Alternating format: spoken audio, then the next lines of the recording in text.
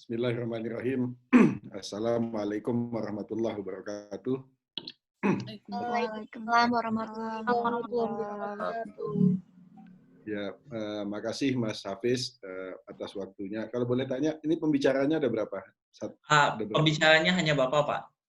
Oke. Waktunya ada berapa lama? Bapak bisa berbicara antara 40 menit sampai 45 menit, Pak. Oke, makasih.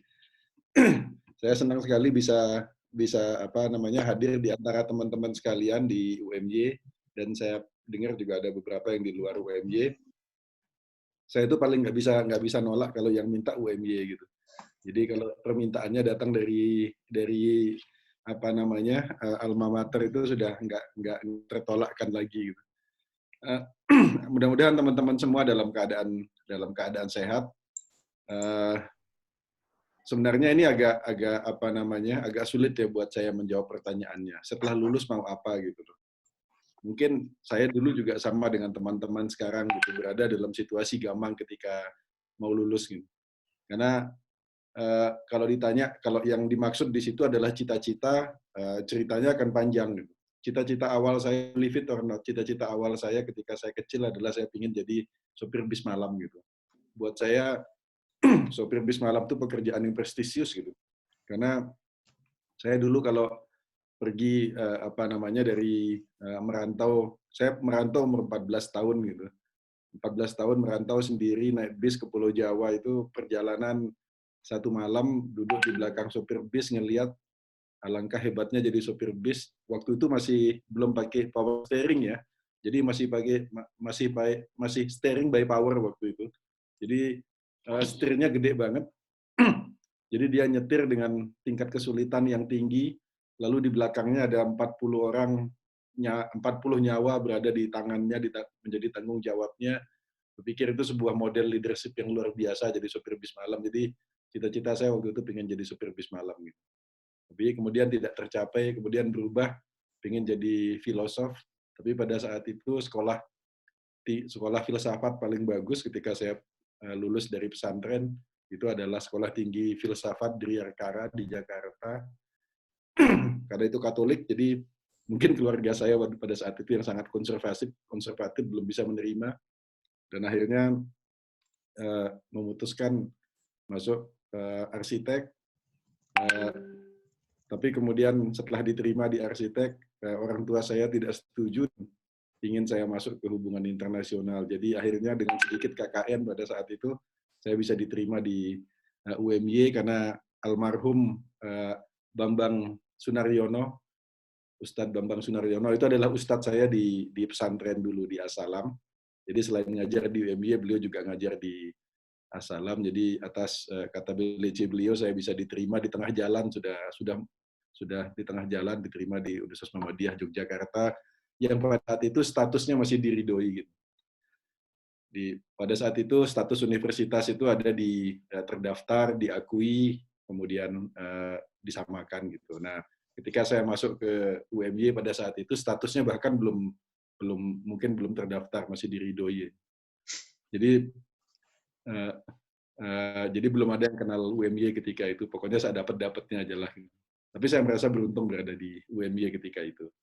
Jadi perjalanan sejarahnya seperti itu. Kemudian ketika saya kuliah, saya tentu saja pada saat itu pingin jadi wartawan perang. Tapi karena NHK belum buka, sehingga udah yang penting masuk ke perusahaan Jepang dulu, masuklah ke Sumitomo. Tapi itulah perjalanannya jadi panjang gitu. Nah, teman-teman, kalau ditanya mengenai setelah lulus itu mau jadi apa, seperti tadi saya sampaikan, itu bukan pertanyaan yang mau dijawab. Yang jelas, yang saya ingin sampaikan ke teman-teman, bahwa life after university is such a long journey. Gitu. Jadi ini perjalanan yang sangat panjang setelah lulus dari universitas. Jadi jangan pernah berpikir selesai dari universitas kamu menyelesaikan sesuatu. Yang terjadi sebetulnya kamu meletakkan sebuah awal bagi perjalanan yang lebih panjang lagi. Gitu. Jadi lulus universitas itu adalah the end of the beginning gitu. The end of the beginning. Perjalanan setelah itu akan jauh lebih panjang lagi. Saya kita tidak tahu di mana akan memulainya, dan kita tidak pernah tahu di mana akan berakhir. Yang jelas di dalam perjalanan setelah universitas, kalau boleh saya membuat refleksi dari perjalanan saya sendiri yang mungkin bermanfaat buat teman-teman adalah yang kita perlu tahu hanya titik awal sama titik akhir gitu. Nah, ini titik awal ini adalah keputusan kita bagaimana dan di mana kita akan memulai karir kita. Tapi tidak ada jaminan bahwa teman-teman akan mengakhiri karirnya di situ. Teman-teman bisa memulai karirnya sebagai dosen, berakhir sebagai bupati bisa. Atau teman-teman bisa memulai karirnya jadi buka toko mebel, kemudian berakhir jadi presiden, juga bisa. Gitu. Atau teman-teman bisa memutuskan untuk memulai karirnya untuk menjadi pedagang, lalu tiba-tiba jadi gubernur, dan setelah itu masuk ke tahanan KPK, bisa juga. Gitu. Jadi kita tidak pernah tahu perjalanan itu. Yang kita tahu adalah di mana memulai dan bagaimana mengakhiri sebuah perjalanan panjang itu. Nah, memulainya ini yang tricky. Karena memulainya inilah di sini yang dibutuhkan adalah passion. Jadi dorongan terkuat di hati nurani teman-teman apa? Kalau dorongan itu adalah pemusik, mulailah dengan memusik. Gitu. Kalau dorongan itu menulis, mulailah dengan jadi penulis. Gitu. Jadi sebetulnya memulai karir itu adalah mencari ruang ekspresi. Bahwa nanti akan berakhir menjadi apa itu tidak ada jaminan. Kadang-kadang tidak ada kaitannya antara bagaimana kita memulai dan bagaimana kita mengakhiri perjalanan pasca universitas. Kalau teman-teman memulai jadi pilihan untuk memulai itu ada dua. Dua-duanya membutuhkan passion. Tapi yang satu pendekatannya idealis, yang satu pendekatannya pragmatis gitu. Kalau Anda beruntung dari orang tua yang berada, Anda bisa memilih mau memulai dari mana gitu. Saya mulai dari bisnis. Gitu. Orang tua bisa mendukung dengan modal. Saya mau mulai dari bekerja di tempat yang saya inginkan. Orang tua masih bisa membantu sampai Anda menunggu mendapatkan tempat yang Anda inginkan gitu. Tapi kalau Anda dari keluarga yang biasa-biasa saja atau bahkan keluarga yang kekurangan, Anda harus pragmatis gitu. Saya mengalami itu. Saya lahir dari keluarga yang alhamdulillah diberikan kelebihan oleh Allah gitu. Tapi dengan kondisi 5 bersaudara semua kuliah sehingga jelas orang tua saya tidak punya kelebihan yang cukup untuk mendukung saya berleha-leha gitu. Jadi saya harus pragmatis waktu itu. Yang penting kerja. Jadi keputusan untuk lulus kemudian cari kerja, yang penting kerja, itu sama sekali tidak salah. Karena yang penting buat kita adalah memulai dulu. Jadi selama 2 tahun sampai saya masuk ke Kemlu, saya berpindah-pindah dari mungkin 3 perusahaan lah. 3 perusahaan yang berbeda-beda. Sampai terakhir di Sumitomo. Gitu. Kalau ditanya apakah itu sesuai dengan passion, sama sekali enggak. Gitu. Kerja di swasta jadi external relation gitu, terus nggak fulfilling buat saya. Idealisme saya tidak di situ gitu.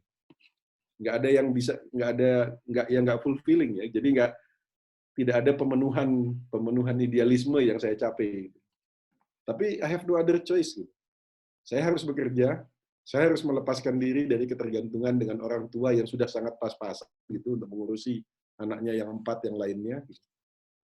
Kemudian saya harus mulai memikirkan untuk mengurusi adik-adik saya juga, gitu, sebagai anak yang paling besar. Gitu. Sehingga pilihan untuk bekerja yang penting punya penghasilan, itu sama sekali tidak salah. Dan itu tidak sama sekali against idealism. Gitu. Karena tadi, bahwa yang penting ketika lulus, kita punya pijakan, memulai sesuatu. It doesn't guarantee that you will be there all the time. Gitu. Anda bisa berakhir dengan sesuatu yang sama sekali berbeda atau bahkan bertolak belakang dengan saat Anda memulai. Tapi while kita tadi memulai sesuatu yang barangkali tidak cocok-cocok amat dengan idealisme kita, yang penting adalah memaintain idealism itu. Karena itu kalau kita bagi 3 tahap life after university itu, yang pertama adalah starting point-nya. Starting point-nya. As far as you can use your patience, rely on your patience. Sejauh memungkinkan. Kalaupun harus pragmatis, tapi upayakan nantinya tetap sejalan dengan passion-nya. Kemudian di akhirnya, itu yang bagian akhir itu yang kita sebut sebagai fulfillment. Jadi pemenuhan hasratnya, pemenuhan idealismenya ada di situ. Saya mungkin agak normatif dan agak idealistik gitu ya. Tapi kalau saya ditanya, apa sih tujuan akhirnya? Tujuan akhir saya itu nggak muluk-muluk sebetulnya. Tujuan akhir saya itu saya temukan ketika saya SMA. Ketika SMA, kakek saya meninggal.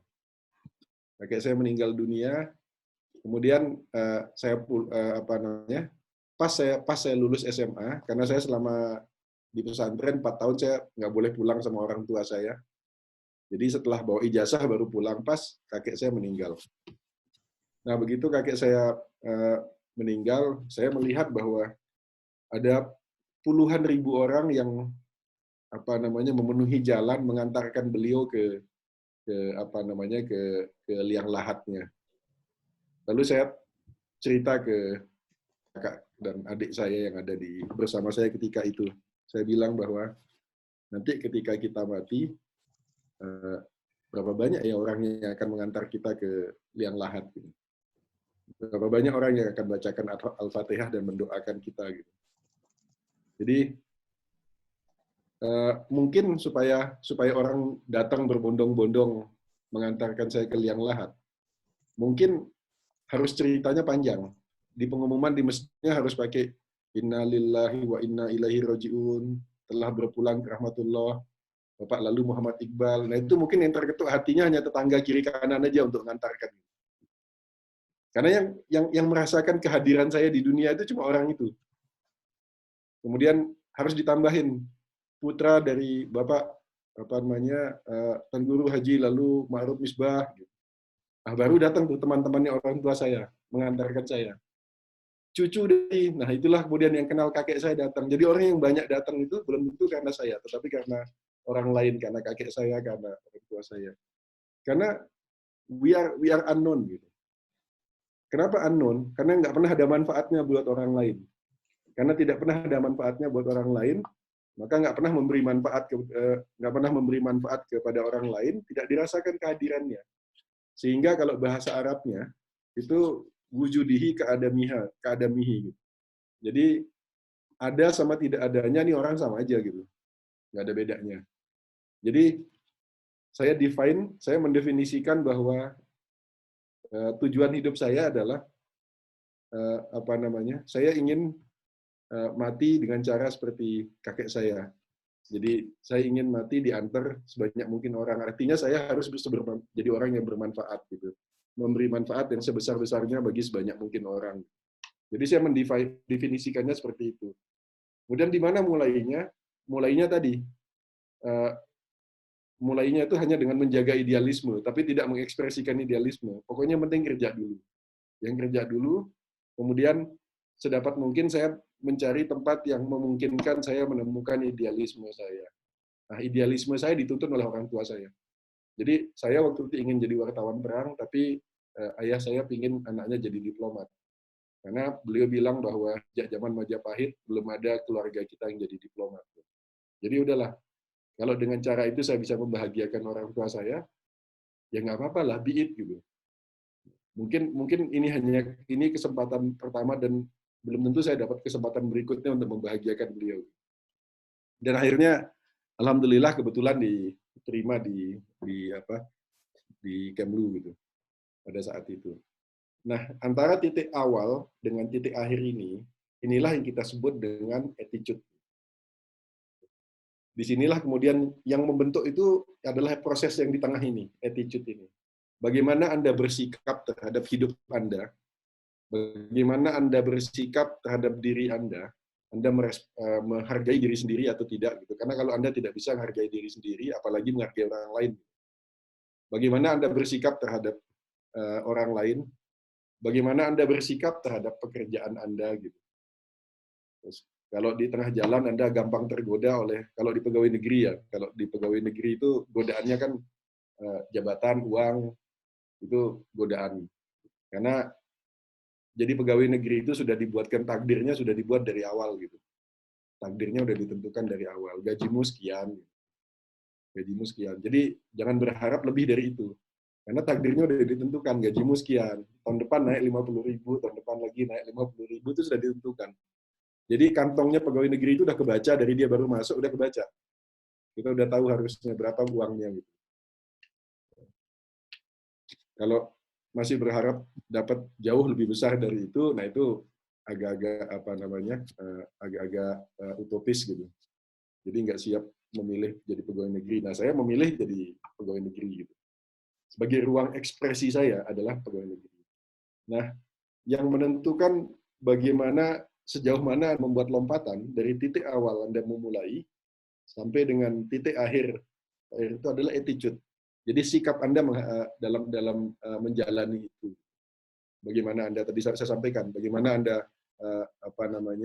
memandang dan memperlakukan hidup Anda, bagaimana Anda memperlakukan diri Anda dan sebagainya. Attitude. Jadi orang-orang yang sukses itu pada umumnya bukan karena dia pintar, tetapi karena dia punya attitude yang baik. Attitude-nya terhadap kehidupan, terhadap diri sendiri, terhadap orang lain, terhadap pekerjaannya. Ada orang pintar, tapi men-treat pekerjaannya sebagai profesi semata-mata. Kalau ditanya, kamu mengerjakan ini karena apa? Karena saya dibayar untuk ini. Itu menurunkan derajat kemanusiaannya. Apalagi kalau dia bekerja hanya untuk cari uang, kemudian dengan uang itu cari makan. Jadi bedanya apa dengan yang bukan manusia, yang berkaki ada yang berkaki 4 dan berkaki 2 itu. Jadi dan melata itu. Jadi nggak ada bedanya dengan yang bukan manusia. Kalau at the end Anda bekerja hanya untuk cari uang, lalu bisa makan, hidup enak. Itu menyederhanakan, mendegradasi mendegradasi kemuliaan Anda sebagai seorang manusia gitu. Jadi buat tujuan hidup itu sesuatu yang unchangeable gitu. Jadi kalau tadi saya bilang, saya cerita bahwa tujuan saya adalah ingin memberi manfaat yang sebesar-besarnya buat lingkungan saya. So, wherever I am, gitu, dimanapun saya berada, saya harus memberikan sesuatu yang baru, atau memperbaiki sesuatu yang ada dari tidak baik menjadi baik. Dimanapun saya berada, saya harus jadi renaissance. Jadi kalau saya masuk ke tempat, maka at the end ketika saya keluar dari tempat itu sudah harus jauh lebih baik dari ketika saya memasukinya. Itu yang membuat Anda meninggalkan legacy. Di setiap langkah yang Anda lewati, ada footprint di situ. Kalau Anda melalui satu tempat tanpa meninggalkan footprint, then you are gone. Hidup Anda selesai di situ. Hidup Anda nggak akan pernah bisa berharga gitu. Karena kaki Anda sendiri aja tidak meninggalkan footprint. Jadi tidak meninggalkan penghargaan dalam hidup Anda gitu. Jadi tidak meninggalkan jejak. Jadi buat tujuan itu yang semulia mungkin. Nah, titik awal bisa dimulai dari apapun. Oh, saya mau mulai dari kerja di swasta, fine. Saya mau mulai dari kerja di startup company, fine. Gitu. Itu hanya titik awal. Gitu. Tapi titik akhir itu harus seidealis mungkin. Sesuatu yang mulia. Gitu. Titik akhir ini yang harus ditetapkan. Karena kalau Anda nggak punya sense of titik akhir, di tengah jalan Anda bisa nyasar kemana-mana. Niatnya mau berangkat dari Jogja ke Jakarta. Niatnya berangkat dari Jogja. Ditanya, tujuanmu kemana? Ah, pokoknya sak jalannya aja. Itu 2 tahun lagi belum tentu nyampe Jakarta. Bisa nyasar di Gombong atau di Kroya gitu. Bisa nyasar di Brebes gitu. Tapi kalau Anda dari awal sudah bilang, I'm starting from this, my goal is this. Tujuan akhir saya adalah ke sini. Itu ada sense of achieving goal gitu. Sehingga kemanapun nanti Anda berjalan, Anda nyasar-nyasar dikit, yang namanya anak muda ya, nyasar-nyasar dikit, balik lagi ke track semula. Begitu sampai di apa namanya, di gerobokan gitu misalnya, kemudian lihat ada wanita cantik turun dari bis, diikutin ke terminal, ternyata pedagang di warung di terminal gitu. Terus sampai situ, terus ingat lagi sama goalnya, balik lagi, naik lagi bis yang jurusan ke kota berikutnya, terus sampai di Jakarta gitu. Tapi kalau Anda nggak punya goal, begitu nyampe di Semarang, lihat cewek cantik, Anda akan ikutin terus ngikutin cewek cantik ini, sampai lupa bahwa dia tujuannya ngikutin cewek cantiknya sampai di Kendal sana. Sampai di Kendal. Di Kendal kemudian ngelihat ada makanan enak gitu. Ada makanan enak, kemudian sibuk memuaskan diri dengan makan enak di Kendal, lalu lupa bahwa waktu sudah habis. Harusnya dia malam sudah sampai di Jakarta. Gitu. Jadi itu pentingnya setting the goal gitu, dalam hidup. Anda boleh mulai dari manapun, sesuai dengan passion-nya, tapi you need to set your goal. Gitu. Supaya ada track yang ada main track-nya untuk perjalanan karir nanti. Gitu. Nah, di tengah-tengahnya, itu dibutuhkan adalah attitude. Attitude itu tadi, kalau ditanya attitude ini luas, bagaimana Anda menghargai diri Anda sendiri, bagaimana Anda bersikap kepada pekerjaan, bagaimana Anda bersikap terhadap orang lain, itu yang menentukan kemampuan Anda. Kalau kemampuan kalau kecerdasan itu nggak penting-penting amat sebetulnya dalam karir. Saya termasuk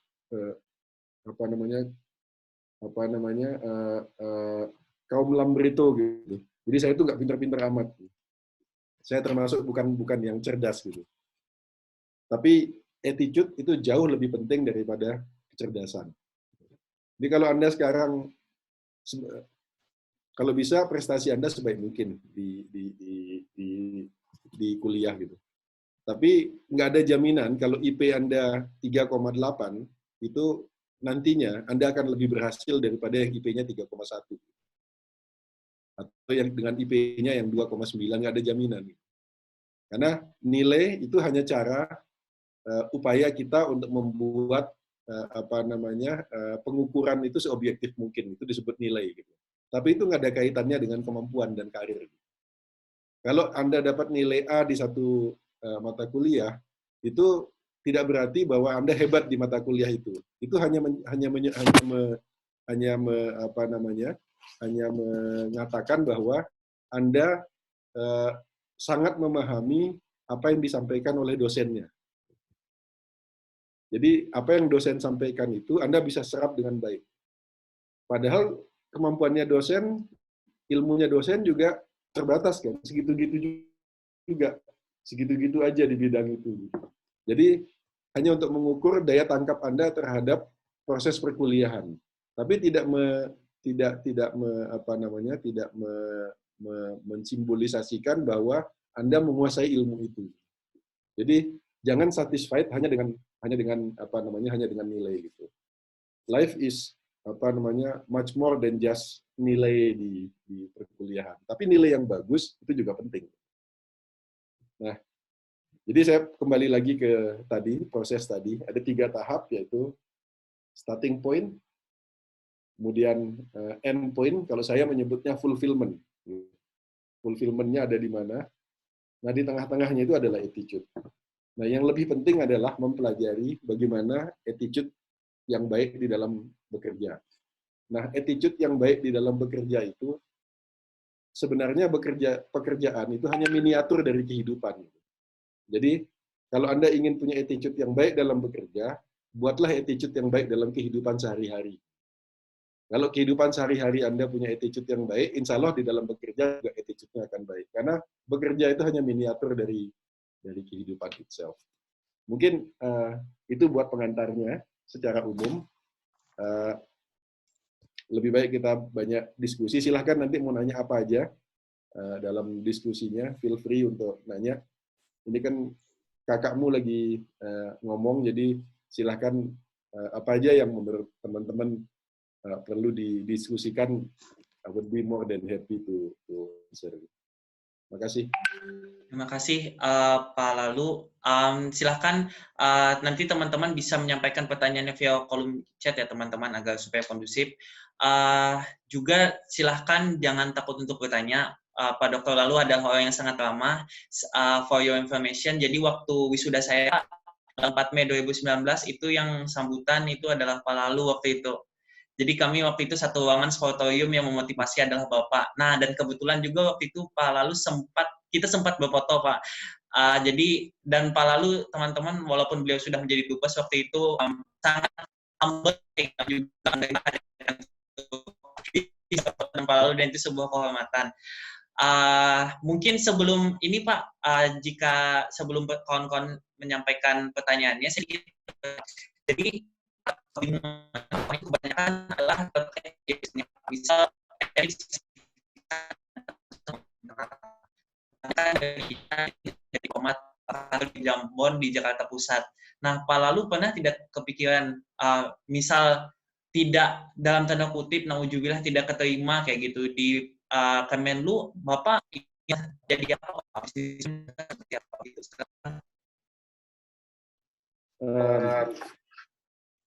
Sebenarnya bekerja di Kemlu itu bukan satu-satunya opsi sih. Pertama ketika saya daftar ke Kemlu kan saya udah bekerja. Saya udah kerja di Sumitomo waktu itu bagi eksternal external relation officer gitu. Kedua, ketika saya mau menikah, saya sempat diskusi dengan istri saya ketika mau nikah. Jadi kita milih, oke sekarang kita mau nikah. Saya nggak mau memaksa kamu untuk tidak bekerja, karena it's a matter of job description gitu. Yang jelas kita akan punya anak, insya Allah gitu. Dan someone has to take care our kids gitu, anak-anak kita. Jadi kita perlu putuskan dari awal siapa yang mau ngejar karir gitu. Kalau kamu mau ngejar karirmu, karena istri saya udah bekerja waktu itu, please go ahead. Saya akan di rumah.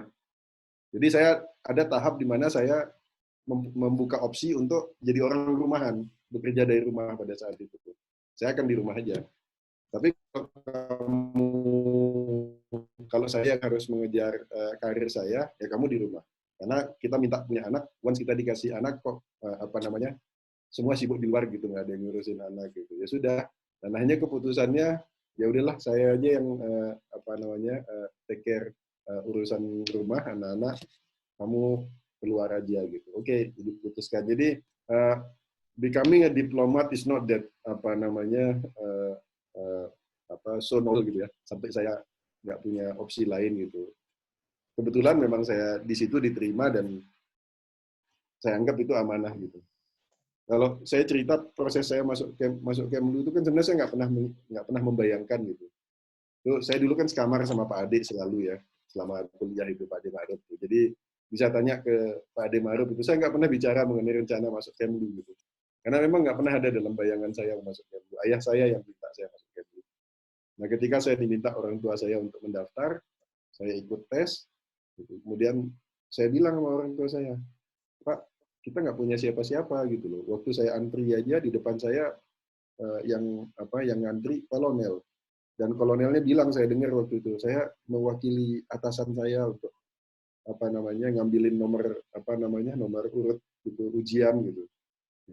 Ya kalau asistennya aja kolonel, itu atasannya jangan-jangan bintang berjejer itu bintang 6 jangan-jangan gitu. Jadi saya bilang sama ayah saya begitu, ayah saya bilang, udah kamu jangan takut gitu, jangankan jenderal gitu.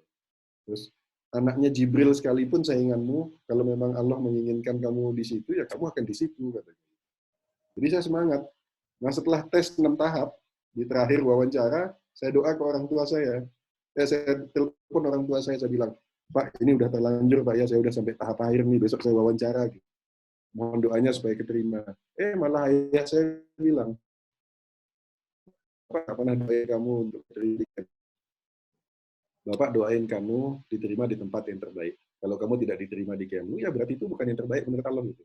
Jadi nggak ada beban juga saya masuk itu. Alhamdulillah kemudian diterima. Jadi nggak ada beban juga masuk di Kemlu. Bahkan beberapa kali saya sempat pingin keluar gitu. Bahkan sampai sekarang saya punya keyakinan bahwa saya tidak akan menghabiskan karir saya di Kemlu gitu sampai pensiun gitu, enggak, insya Allah gitu. Jadi apa namanya, itu tadi, yang penting kita memulainya dengan benar, kita punya idealisme, kita tahu idealisme kita tahu arah kita, di tengahnya attitude, di mana itu persoalan tempat aja gitu. Mau di Kemlu, mau di swasta, mau di tempat lain, orang-orang yang punya idealisme itu akan survive gitu. Orang-orang yang punya goal dalam hidupnya itu akan survive.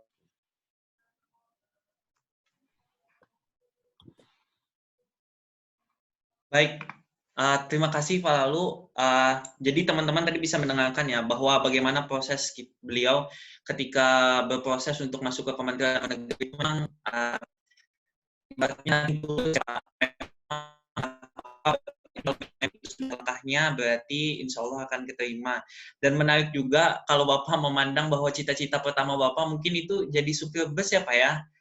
Menarik begitu Pak, bahwa tidak masalah di mana kita memulai ya Pak ya, tapi pada yang dikunci itu adalah target akhirnya. Nah, saya pertanyaan Pak dari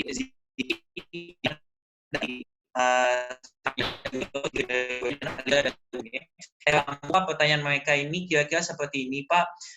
Pertama adalah menanyakan Pak, mungkin peran Bapak selaku Dubes di Republik Indonesia bagaimana dan juga kita di sana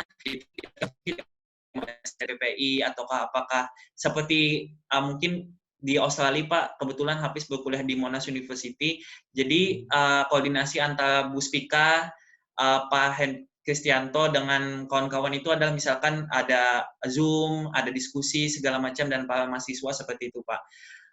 Kemudian pertanyaannya adalah karakternya seperti apa Pak yang mungkin Bapak Lalu Muhammad Iqbal bisa sampaikan lebih detail Pak. Apakah dia harus menjadi pribadi yang ikhlas kah? Kalau perlu mungkin disampaikan sedikit contohnya Pak. Biasanya anak-anak ini suka dengan contoh begitu Pak. Jadi dekat dengan kehidupannya. Dan pertanyaan terakhir, ketika kuliah apakah Bapak aktif di dalam debat kah Pak? Apakah di dalam senat kah atau BEM dan apakah itu membantu Bapak Pak? Gitu. Monggo silakan Pak. Ya, yang nomor 2 saya nggak begitu jelas tadi. Masalah ikhlas itu tadi mengenai apa ya? Itu karakter, Pak. Karakter yang harus dimiliki itu seperti apa, Pak? Nah, apabila karakter hanya harus ikhlas, karena itu contoh, apakah Bapak pernah mengalami begitu, Pak? Bagaimana menghadapi atau menerapkan yang Bapak bagikan ke kami? Ya, yang pertama mengenai tadi kalau nggak salah, karena putus-putus anunya sinyalnya begitu jelas. Yang nomor pertama ditanya mengenai ya kita di Turki itu ada 1.500 WNI kita, warga negara Indonesia. Nah, ketika kita masuk ke dalam situasi COVID-19 ini, kita paham dari awal bahwa hal pertama yang dibutuhkan oleh masyarakat kita butuh banyak hal, tapi yang paling mereka butuhkan adalah someone to say, guys, you are not alone. Jadi mereka butuhkan seseorang yang ingin hadir dalam hidup mereka dan bilang ke mereka bahwa Bapak Ibu nggak sendiri loh, ada KBRI di sini, ada kami di sini. Gitu. Jadi perasaan being alone itu sangat intimidating gitu, dan itu membuat orang jadi gelisah, resah gitu. Jangan-jangan kegelisahan itu yang membuat orang nanti justru sakit gitu, bukan penyakitnya sendiri. Gitu. Jadi yang saya lakukan adalah saya bikin kunjungan virtual ke semua provinsi. Jadi saya bikin kunjungan Zoom ke semua provinsi, dalam satu pertemuan ada kadang 100, kadang 300 yang ikut dalam Zoom. Hanya menyampaikan kondisi terakhir dan apa yang bahwa KBRI siap membantu teman-teman kalau ada kebutuhan, dan sekaligus menjadi pendengar yang baik, mendengarkan keluh kesah mereka dan mencarikan solusi buat masalah mereka. Dan itu alhamdulillah efektif sekali. Kita menerima permintaan bantuan yang masuk itu sekitar 800 dan sekitar 1.500 kita bisa bantu 1.500 orang. Komposisi terbesar di sini adalah mahasiswa, 2.700 orang mahasiswa yang ada di Turki, di berbagai background, di berbagai universitas, berbagai studi gitu. Dan hubungan kita dengan PPI di sini sangat dekat, karena saya selalu, itu adalah passion saya. Passion saya adalah ketemu dengan anak muda. Saya senang berbagi inspirasi dan motivasi, karena dulu mungkin saya tidak dapat banyak ketika saya muda. Ketika saya seusia kalian, ketika saya kuliah, saya nggak dapat terlalu banyak gitu. Kalau nggak dapat terlalu banyak aja, alhamdulillah bisa menjalani kehidupan seperti ini. Saya yakin mereka yang get inspired sejak kuliah itu pasti akan bisa jadi lebih baik gitu. Nah, jadi bikin kegiatan 1 bulan itu sampai 5-6 kegiatan. Terakhir kemarin kita bikin dialog dengan Najwa Shihab misalnya. Itu kemudian habis Najwa Shihab, kita dengan slang kita bikin diskusi mengenai bikin konser bersama dengan slang, mengumpulkan dana buat mahasiswa-mahasiswa Indonesia di Turki. Itu semua kita libatkan teman-teman PPI, baik PPI Turki maupun PPI wilayah. Nah, yang kedua mengenai karakter seperti apa yang dibutuhkan, tadi yang saya bilang, attitude. Ya. Attitude, apakah,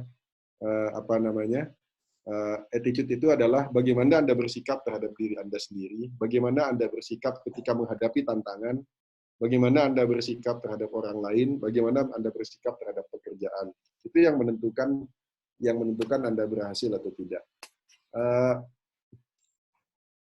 Contoh misalnya, contoh yang attitude yang penting gitu. Saya pernah berada dalam situasi saya sangat dekat dan dipercaya oleh pimpinan tertinggi ya. Saya pernah sangat dekat gitu. Kalau attitude saya tidak baik, saya akan manfaatkan kedekatan itu untuk kepentingan saya sendiri, supaya saya dapat promosi terus, supaya saya dapat perjalanan dinas terus. Gitu. Itu kan pilihannya. Tapi instead of menggunakan untuk diri sendiri, saya gunakan akses itu untuk mendorong orang-orang yang terbaik bisa mendapatkan tempat yang terbaik. Sehingga untuk mempromot anak buah saya atau tim saya lah gitu. Sehingga pada saat saya direktur, alhamdulillah itu paling tidak 7 orang yang tadinya anak buah saya, kemudian jadi setingkat saya karena dia jadi direktur. I'll do my best gitu loh. Karena kebahagiaan seorang pemimpin adalah ketika bisa melahirkan pemimpin-pemimpin baru yang sama bahkan lebih baik dari dia. Gitu. Jadi pilihan attitude-nya 2, mau merasa terancam kalau punya anak buah bagus, atau justru mempromosikan gitu. Kalau punya anak buah bagus gitu. Jadi itu kan pilihan tuh. Itu yang disebut attitude. Gitu. Terus ketika dekat dengan pimpinan, punya pilihan 2, mau memanfaatkan itu untuk kepentingan diri atau manfaatkan untuk sebanyak mungkin orang gitu. Sehingga orang itu tidak ada yang merasa jealous melihat saya dekat dengan pimpinan. Karena mereka merasakan manfaat kedekatan saya dengan pimpinan itu. Nah, kalau pilihan saya adalah untuk diri saya sendiri, maka saya akan dikelilingi oleh orang-orang yang jealous, yang mencari kesempatan untuk menjatuhkan gitu. Ini yang tadi saya cerita tentang attitude gitu. Pernah ada suatu di CV saya, mungkin saya tulis juga, saya pernah jadi koordinator untuk disarmament dan non-proliferation di International Atomic Energy Agency. Gitu. Itu yang dibawahin itu 90 dubes. Saya pada saat itu masih belum dubes, masih diplomat muda banget. Tapi karena Jakarta memerintahkan saya untuk memimpin, ya saya harus ambil kesempatan itu. Kalau ditanya apakah mampu, ya jelas nggak mampu pada saat itu. Tapi saya percaya mungkin itulah jalan saya, attitude saya pada saat itu merespon dengan mengatakan bahwa saya memang sekarang tidak mampu. Tapi mungkin penugasan ini adalah jalan saya untuk mampu. Jadi beda attitude-nya. Kalau yang attitude-nya tidak tepat, maka dia back down gitu. Wah, saya nggak mampu, mundur, aduh saya mohon maaf, saya nggak bisa. Gitu. Tapi kalau attitude Anda mengambil attitude yang tepat, maka oke, saya memang belum mampu saat ini. Tapi mungkin ini jalan saya untuk mampu. So I will learn gitu. I will learn. Udah saya telepon orang tua ibu saya bilang, Bu, mohon doa, saya dapat pekerjaan yang almost impossible, karena saya nggak punya pengalaman, nggak punya kredensial di bidang ini, tapi saya harus melakukan ini. Saya mohon doa ibu, I will do my best gitu. Udah. Pokoknya selalu saya minta doa ke ibu gitu. Dan alhamdulillah saya survive 2 tahun dan dengan hasil yang yang baik gitu. Selama 2 tahun bisa memimpin itu. Jadi ini yang tadi saya sebut attitude. Jadi tidak hanya ikhlas saja, tidak hanya teguh saja, tidak hanya, tapi it's combination gitu. Combination dari semuanya, kejernihan berpikir, sanity gitu. Jadi ketika Anda menghadapi bagaimana Anda merespon terhadap challenge gitu. Terus terakhir apa tadi ya? Yang terakhir Pak, pertanyaannya adalah ketika kuliah Pak, Pak Dubes mengambil kegiatan ekstrakurikuler apa aja Pak? Apakah diskusi kah, forum debat kah, ataukah yang lain-lain Pak? Saya tuh nggak banyak sebetulnya di apa namanya di kampus ya. Saya lebih banyak bergaul di luar pada saat itu. Apa namanya? Salah satunya adalah platformnya adalah waktu itu kelompok studi lingkaran. Kelompok studi lingkaran pada saat itu salah satu anggotanya Pak Ade itu anggota juga, Pak Husni itu anggota juga di kelompok studi lingkaran. Itu jadi platform kita lah bersama pada saat itu. Makanya itu sekaligus untuk escape, untuk pelarian, karena kami ini yang aktif di lingkaran apa namanya sampai semester akhir itu kan sebagian besar belum punya pacar gitu pada saat itu. Jadi supaya ada alasan kalau ditanya kenapa nggak punya pacar, ya soalnya kalau malam minggu kita diskusi gitu. Malam minggu kita diskusi. Jadi nggak tahu mana yang duluan tuh. Sebenarnya tidak punya pacar duluan baru masuk lingkaran, gitu. Atau karena masuk lingkaran jadi tidak punya pacar gitu. Jadi kemungkinan besar sih yang pertama gitu. Sebenarnya memang nggak punya pacar, emang nggak laku sebetulnya gitu. Jadi makanya masuk lingkaran gitu. Jadi itu kemudian saya bantu-bantu juga di Senat, pernah jadi ketua ospek gitu, pernah jadi ketua ospek waktu di situ. Dan tapi kalau boleh membuat catatan record dalam sejarah itu adalah bahwa dulu saya yang membawa UMY pertama kali menjadi ketua BPS FKHMII. Jadi pada saat itu semua yang bisa jadi ketua BPS FKMI itu hanya negeri-negeri semua, UI, UGM, UNPAD, gantian lah negeri-negeri. Baru pertama kali swasta ketika UMY masuk, padahal UMY statusnya pada saat itu masih terdaftar gitu. Pada saat itu. Tapi niat saya pada saat itu adalah menumbuhkan kepercayaan diri teman-teman yang di bawah saya. Jadi saya yang memperjuangkan, tapi begitu udah dapat, langsung ditransfer ketuanya, dipindahkan ke dua angkatan di bawahnya. Jadi karena saya punya pemikiran pada saat itu, kalau teman-teman angkatan 92 itu bergaulnya sudah sama anak 90, 91. Jadi pasti dia akan lebih baik dari anak angkatan 92 di universitas lain. Jadi percepatan aja supaya ada quantum leap dalam dalam perkembangannya UNY ketika itu. Mungkin kalau boleh saya tambahkan, mungkin juga hal penting saat ini adalah jangan lupa teman-teman bahwa kita saat ini berada di titik yang yang paling kritikal di dalam mungkin sepanjang hidup kita. Sepanjang hidup saya dan mungkin sepanjang hidup teman-teman ini kita berada dalam titik yang paling kritikal. Karena wabah COVID-19 ini, semua dunia akan mengalami redefinition gitu. Jadi dunianya redefine. Kemudian hubungan internasional redefine. Kemudian karir redefine. Semua akan mengalami perubahan fundamental. So, make sure bahwa teman-teman dalam situasi sekarang ini jangan habiskan waktu untuk berleha-leha, jangan habiskan waktu untuk bersantai-santai. Gitu. Kalau dunia saja sudah mengalami redefining gitu, didefinisikan kembali, teman-teman harus gunakan kesempatan ini untuk redefine yourself. Gitu. Jadi Anda harus melihat ke depan itu 10, 20, 30 tahun ke depan, dunia yang akan berubah itu. Kalau teman-teman gagal redefine yourself during this critical time, most likely teman-teman tidak akan mendapatkan benefit nanti setelah ada perubahan ini nanti. Jadi gunakan kesempatan ini untuk self-development pada saat-saat kosong sekarang ini. Karena Anda menghadapi situasi ini saat teman-teman sedang kuliah.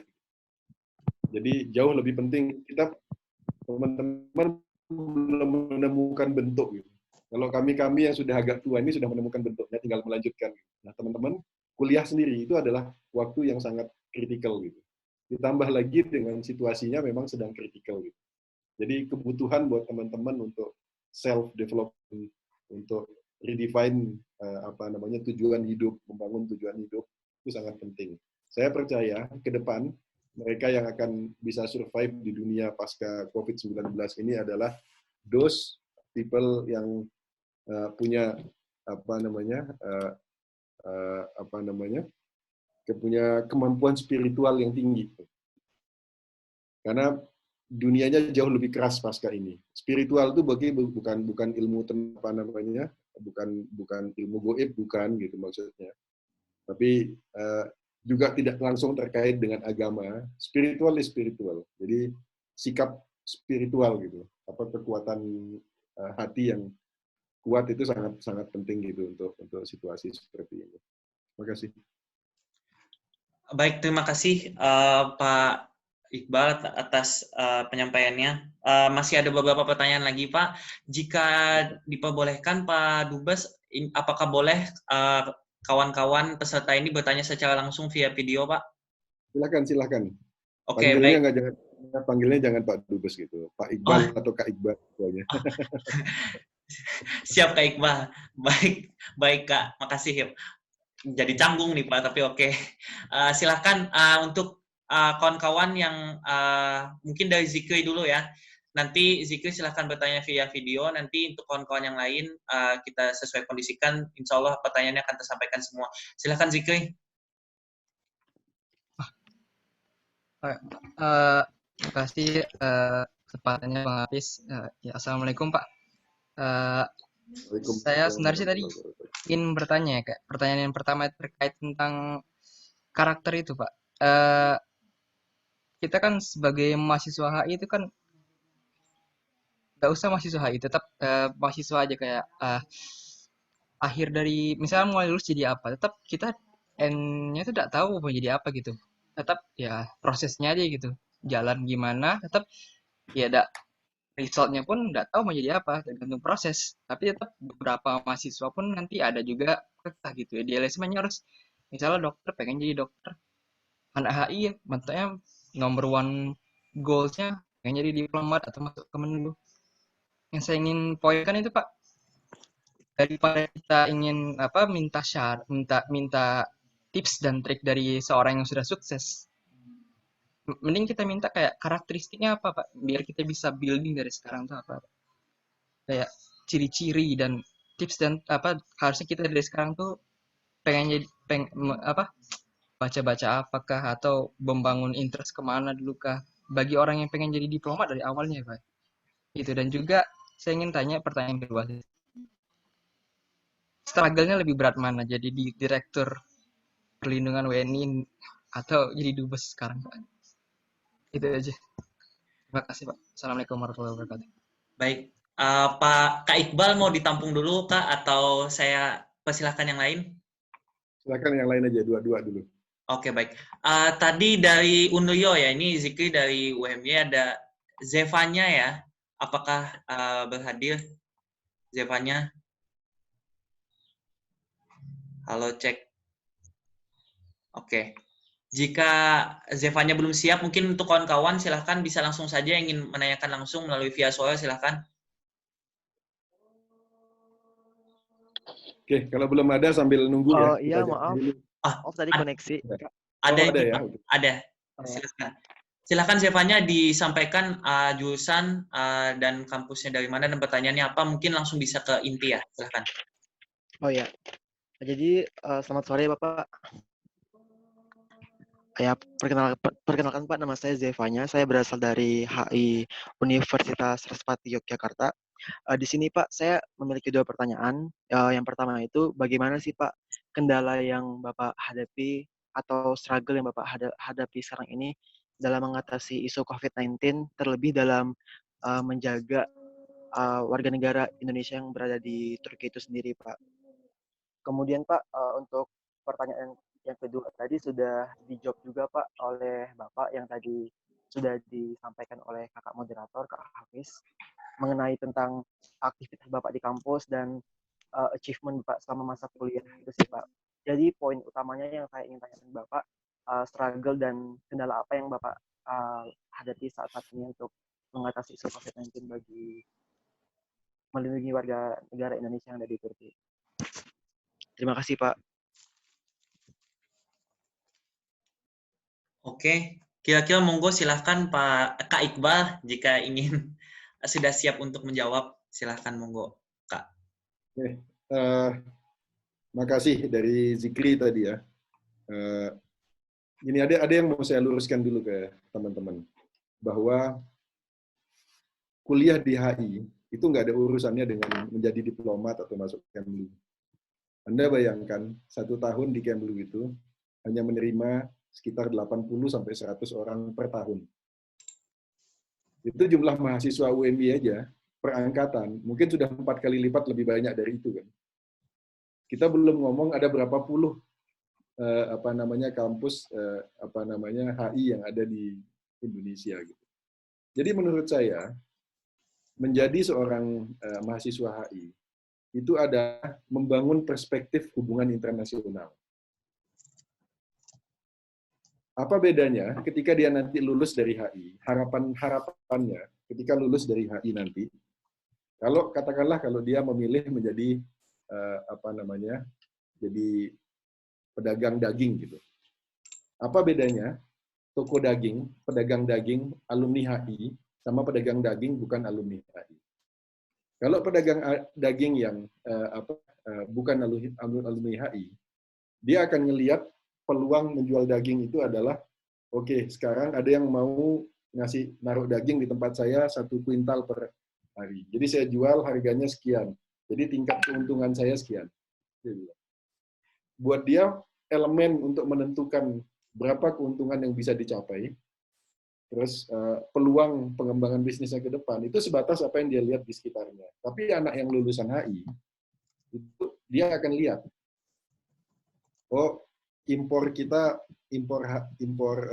daging kita paling banyak dari Australia, hampir 70% dari Australia. Jadi akan menentukan harga itu adalah situasi di Australia. Lalu lihat, di Australia lagi ada penyakit kaki sapi katakanlah itu. Lagi ada penyakit kaki sapi di Australia gitu. Berarti akan terjadi kelangkaan suplai sapi dari Australia dalam 6 bulan ke depan. Jadi mulai dari sekarang, saya harus sudah mencari alternatif suplai dari lokal, daging lokal. Saya pergi kontak orang-orang di Lombok, di NTT, di mana, untuk mencari suplai. Nah, ketika nanti datang waktunya terjadi kelangkaan, saya adalah satu-satunya orang yang punya stok daging dalam jumlah memadai. Sehingga saya punya kesempatan untuk mendapatkan keuntungan yang lebih besar. Jadi dia melihat berbagai faktor dalam level internasional itu mempengaruhi dirinya, mempengaruhi kehidupannya. Itu yang membedakan cara pandang orang HI dan bukan HI. Nah, HI itu kan masih pseudoscience gitu ya, masih pseudoscience, belum jadi science sendiri gitu. Karena itu dia mengincorporate hampir semua ilmu yang ada di dunia ini. Jika makanya kita mengenal istilah diplomasi kebudayaan. Itu adalah masalah budaya tapi dibawa ke isu internasional antar negara. Jadilah diplomasi kebudayaan. Diplomasi ekonomi. Sebenarnya itu adalah masalah ekonomi yang dibawa dari level nasional jadi level internasional gitu. Ada namanya sport diplomasi segala macam. Jadi intinya anything under the sun gitu. Ketika kita bisa berikan perspektif internasional di situ, maka jadilah dia ilmu HI. Jadi pilihan karirnya seorang anak HI itu luas. Mungkin teman-teman yang Zefanya dan lain-lain yang dari universitas lain, saya nggak tahu pengalaman alumninya.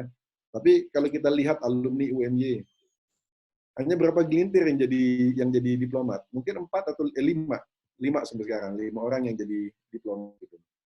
Yang paling banyak jadi wartawan. Nomor 2 politisi yang paling banyak. Jadi wartawan, jadi politisi. Bahkan sekarang ada jadi pemusik, ada yang jadi video editor, macam-macam. Jadi pebisnis juga banyak sekali gitu. Artinya pilihan karir untuk seorang HI itu banyak sekali. Jangan terlalu fokus ke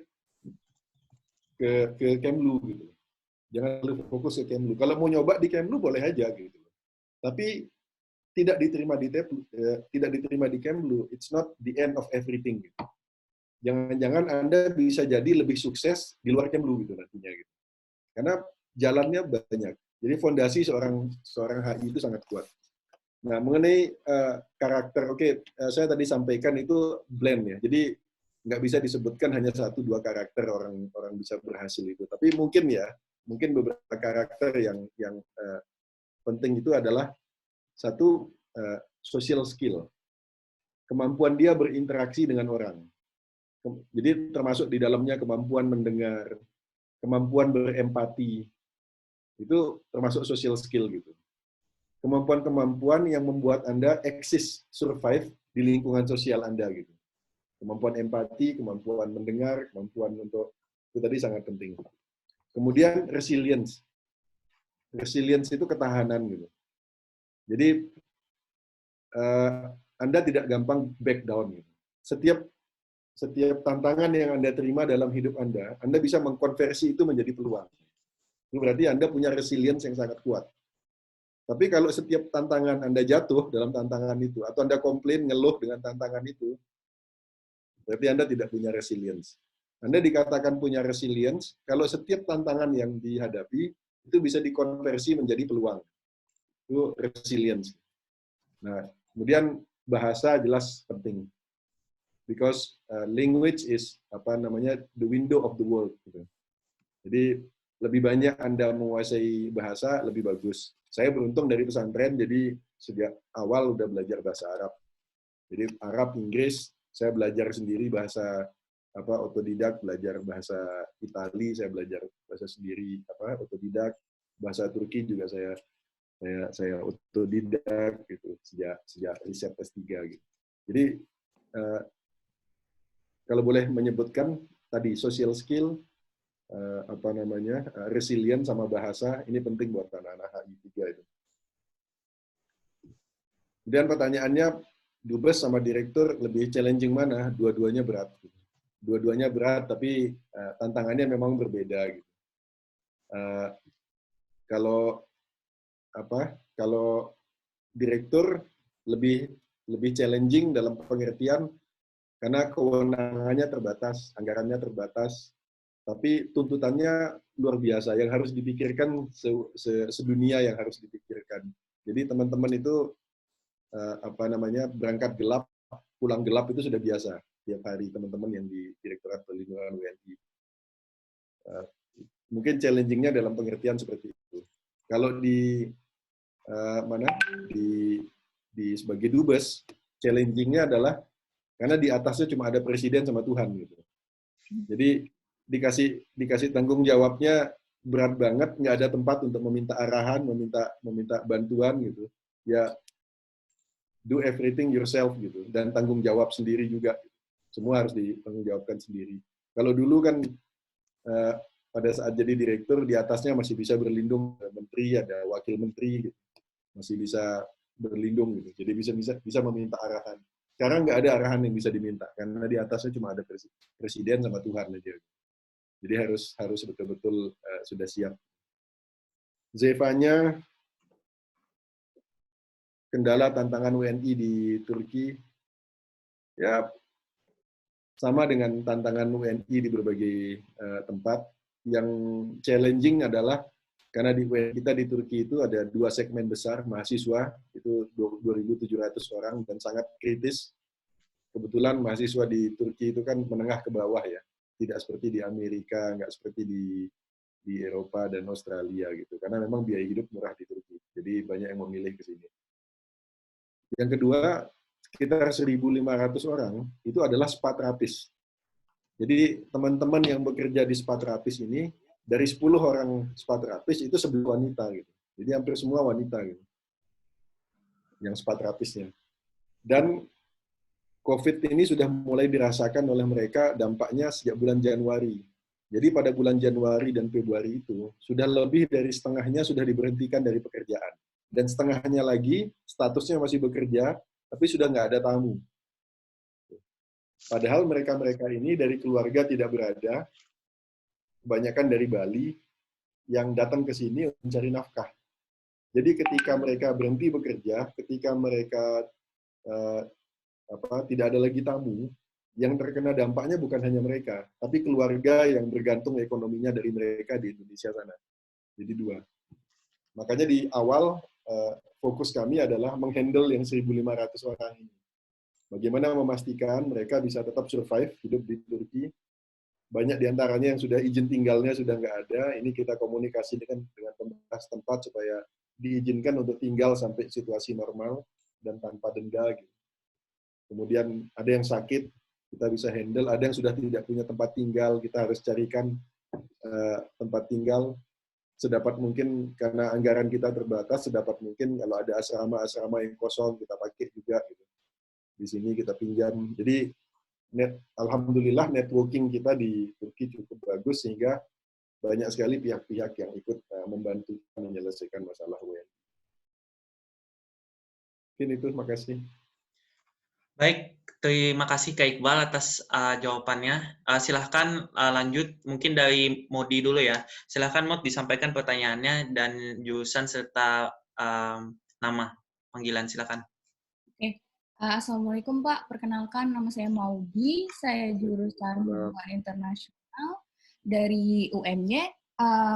Pertanyaan saya adalah ketika kita punya sebuah pilihan dalam hidup dan ada suatu keadaan lingkungan, jadi saya mau nanya, apakah sebuah pilihan hidup dengan keadaan lingkungan kita itu sangat berpengaruh linear terhadap hasil di masa depan? Maksudnya tingkatan keberhasilan kita di masa depan.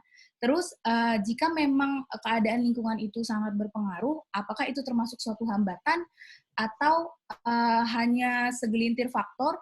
Dan kalaupun itu menjadi sebuah hambatan, bagaimana cara kita to tackle the barrier itu sendiri, Pak? Makasih.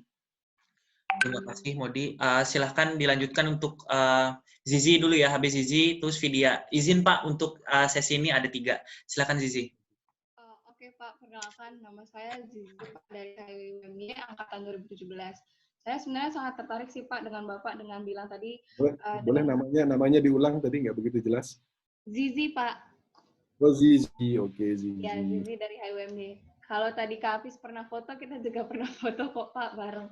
Nah, kalau saya sebenarnya mau tanya gini Pak, tadi kan Bapak sempat sharing bagaimana nanti membentuk professional attitude. Nah, gimana sebenarnya maintaining personal branding guna meningkatkan professional attitude sih Pak? Terima kasih Pak. Baik, makasih Zizi. Kak Iqbal yang terakhir ya Kak, silahkan Vidya.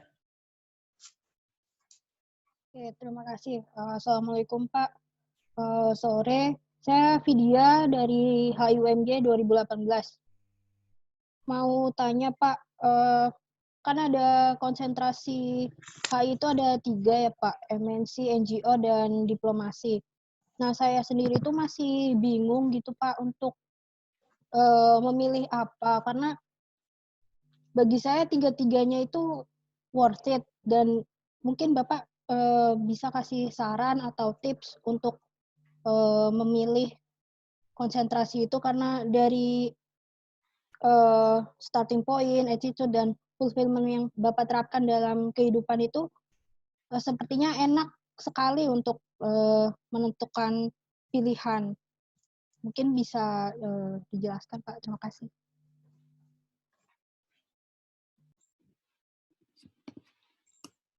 Oke, makasih Maudi.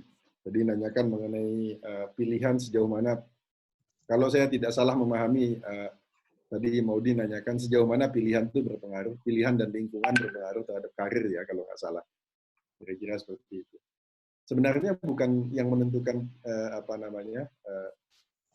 Yang menentukan capaian kita, kehidupan kita itu bukan pilihannya. Yang menentukan adalah wisdom saat memilih.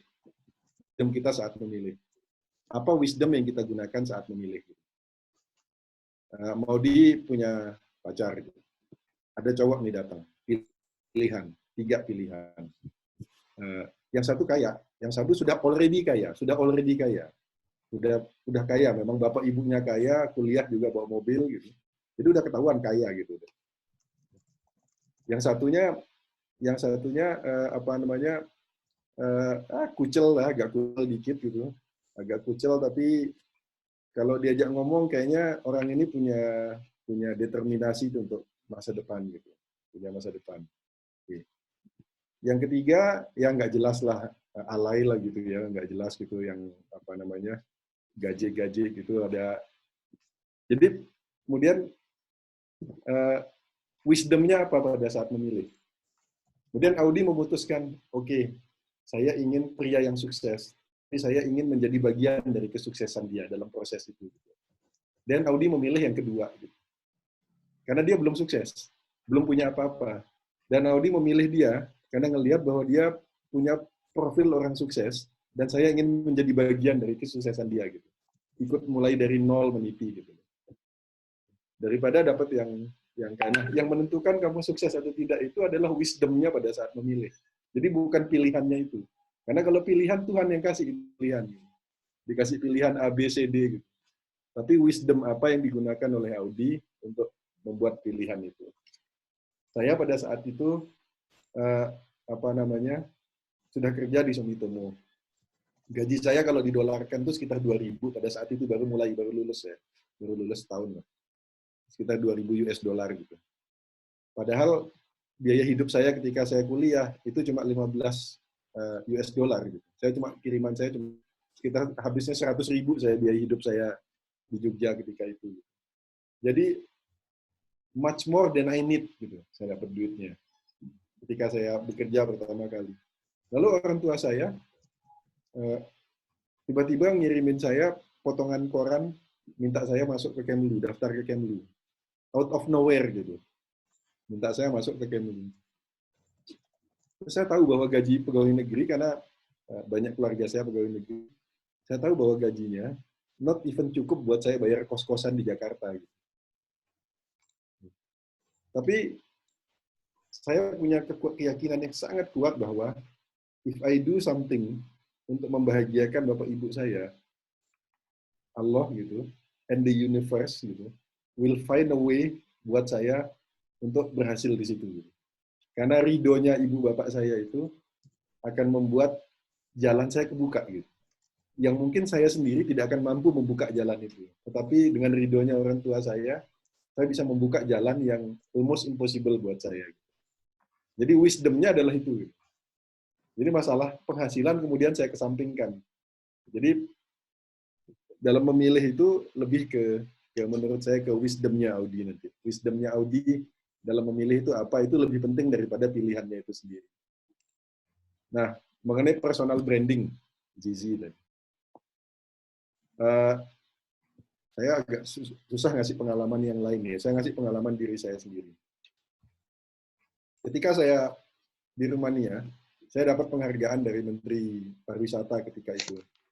Karena saya berhasil penempatan pertama berhasil meng-create gagasan untuk mempromosikan pariwisata. Karena pada saat itu kondisi kita kan masih ambruk pasca reformasi ya. Jadi kita masih krisis. Tapi kita bisa meningkatkan pariwisata di Rumania itu dari ketika saya datang 32 orang, saya pulang sudah hampir 3.000-an. Saya pulang 3.000-an. Jadi menaikkan itu. Kemudian itu dijadiin model, dipakai di beberapa negara lain gitu. Pada saat itu oleh Kementerian Pariwisata. Penempatan kedua, saya branding saya. Jadi waktu itu branding saya adalah promotor gitu. Penempatan kedua, branding saya adalah ahli security studies. Jadi ahli security, international security.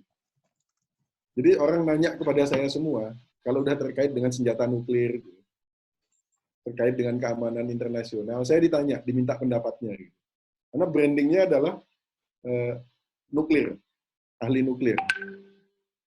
Begitu pindah ke PWNI, ke Perlindungan WNI, waktu itu belum direktur. Branding saya tiba-tiba berubah.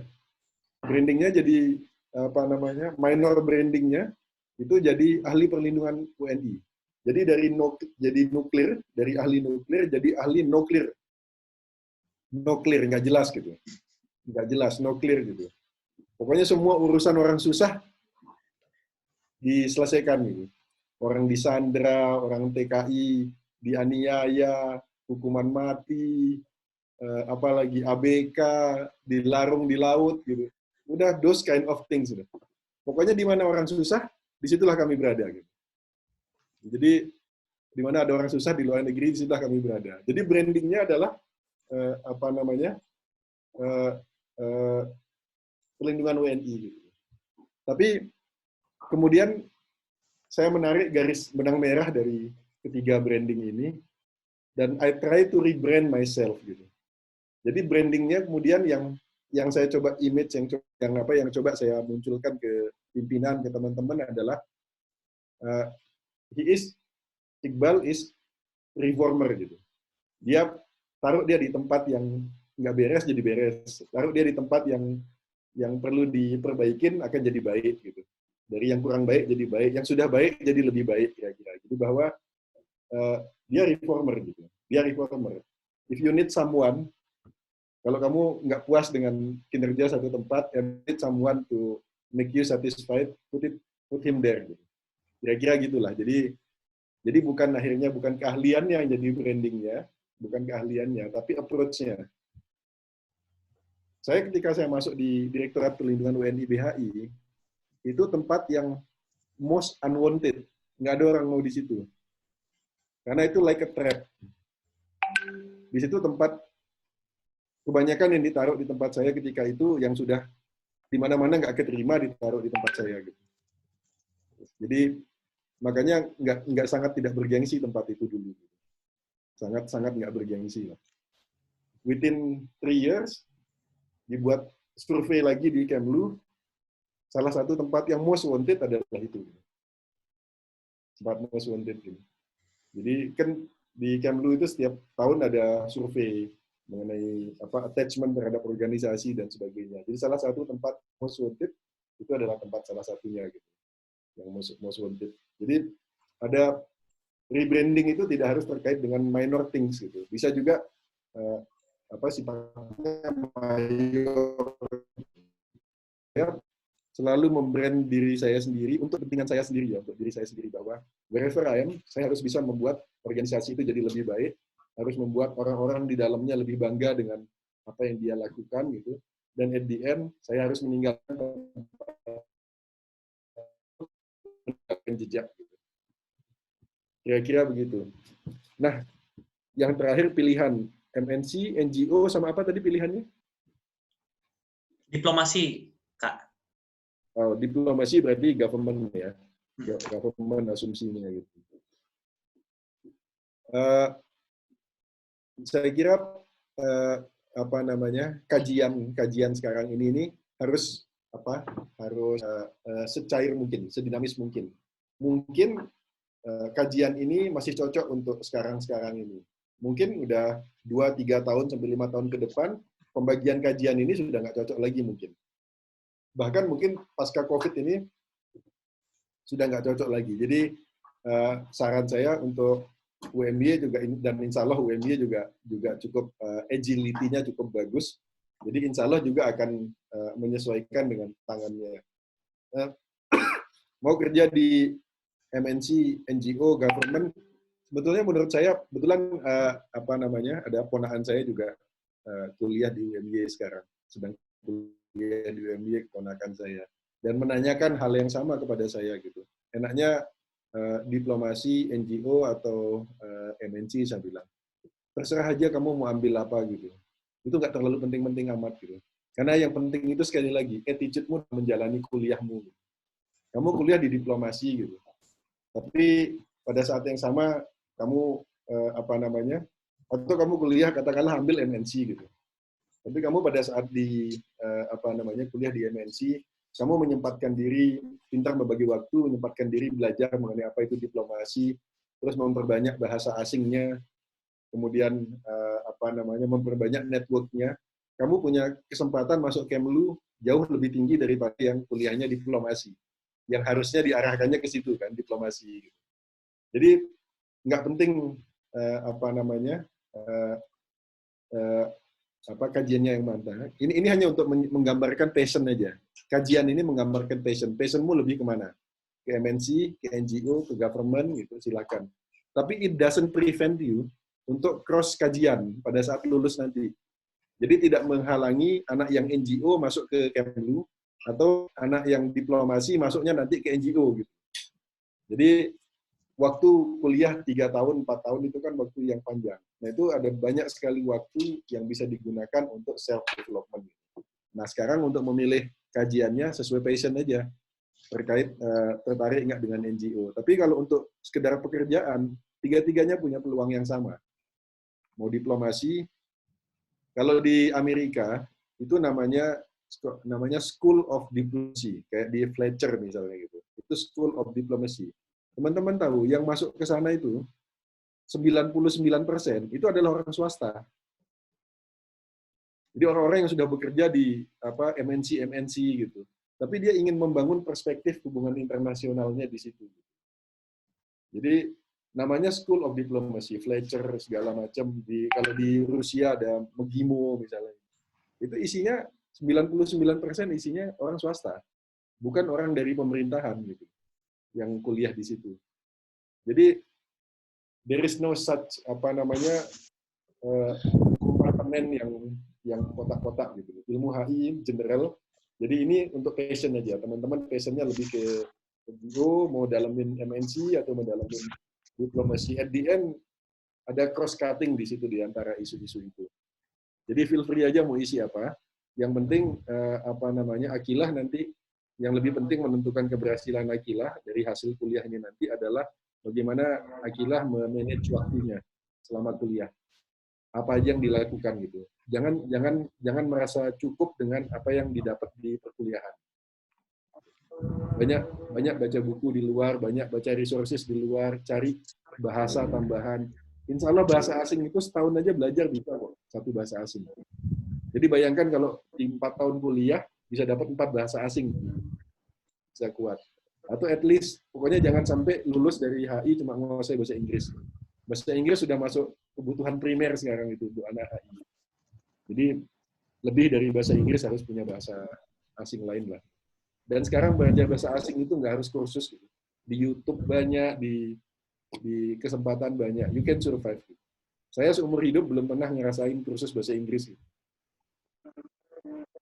Jadi pasti teman-teman bisa. Gitu. Baik, terima kasih Kak Iqbal. Sesi terakhir ya. Sebelum itu silahkan nanti sehabis ini Vika silahkan via video. Saya izin dulu Kak Iqbal untuk menyampaikan pertanyaan yang via chat tadi. Tadi ada pertanyaan dari Abi Rajab menanyakan tentang apakah mungkin di tengah jalan itu Kak Iqbal pernah mengalami struggling gitu. Jadi misalkan targetnya A, tetapi ada permasalahan sehingga untuk menuju target B itu ada jalan lika-likunya. Itu dari Abi Rajab dari Unrio, Kak Iqbal. Kemudian yang kedua dari Hanif, dia menanyakan terkait Hanif dari UMY, Kak Iqbal, dia menanyakan terkait ada tips atau trik dari Kak Iqbal terkait interview ketika menghadapi HRD atau misalkan ketika menghadapi interview kerja mungkin seperti itu Kak Iqbal. Nah, begitu tadi dari Abi Rajab dan Hanif, silahkan Vika. Tapi sebelum itu ada kejadian menarik Kak Iqbal yang membuat anak UMY itu langsung ingat dengan Kak Iqbal itu sewaktu salah satu ABK kita itu disandra oleh Abu Sayyaf Kak Iqbal. Nah, jadi sewaktu ada ABK kita disandra itu kan langsung muka Kak Iqbal waktu itu ada di berita di mana-mana, dan itu akhirnya kami semua tahu bahwa ada alumni UMY yang berada di posisi sangat strategis di Kementerian Luar Negeri. Silahkan Vika. Baik, terima kasih Kak Hafiz. Assalamualaikum warahmatullahi wabarakatuh. Perkenalkan Bapak, nama saya Vika Nur Islamia dari HI UMY 2016. Di sini saya punya 2 pertanyaan. Yang pertama, apakah Bapak pernah mengalami kegagalan terbesar dalam hidup Bapak? Dan bagaimana cara Bapak menanggulangi atau mengatasi kegagalan terbesar dalam hidup Bapak tersebut? Kemudian yang kedua, apabila ada anak Bapak bertanya, setelah lulus S1, apakah saya harus bekerja atau mengambil sekolah lagi? Bapak akan menjawab apa dan alasannya apa? Terima kasih banyak Bapak. Selamat sore. Terima kasih Vika. Monggo silahkan Kak Iqbal. Mungkin ini sudah sesi terakhir ya. Habis ini Kak Iqbal kebetulan ada Ibu Dr. Nur Azizah, Kepala Jurusan Hubungan Internasional juga sudah berhadir. Mungkin nanti sehabis Kak Iqbal menyampaikan jawabannya, nanti Ibu Nur mungkin akan menyampaikan beberapa hal begitu. Silahkan Kak Iqbal.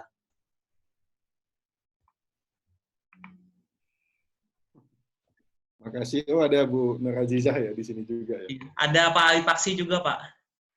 Iya, ini kan Iqbal ini kan hasil didikannya Bu Nur Azizah. Ada Ari juga ya, Mas Ari. Ya.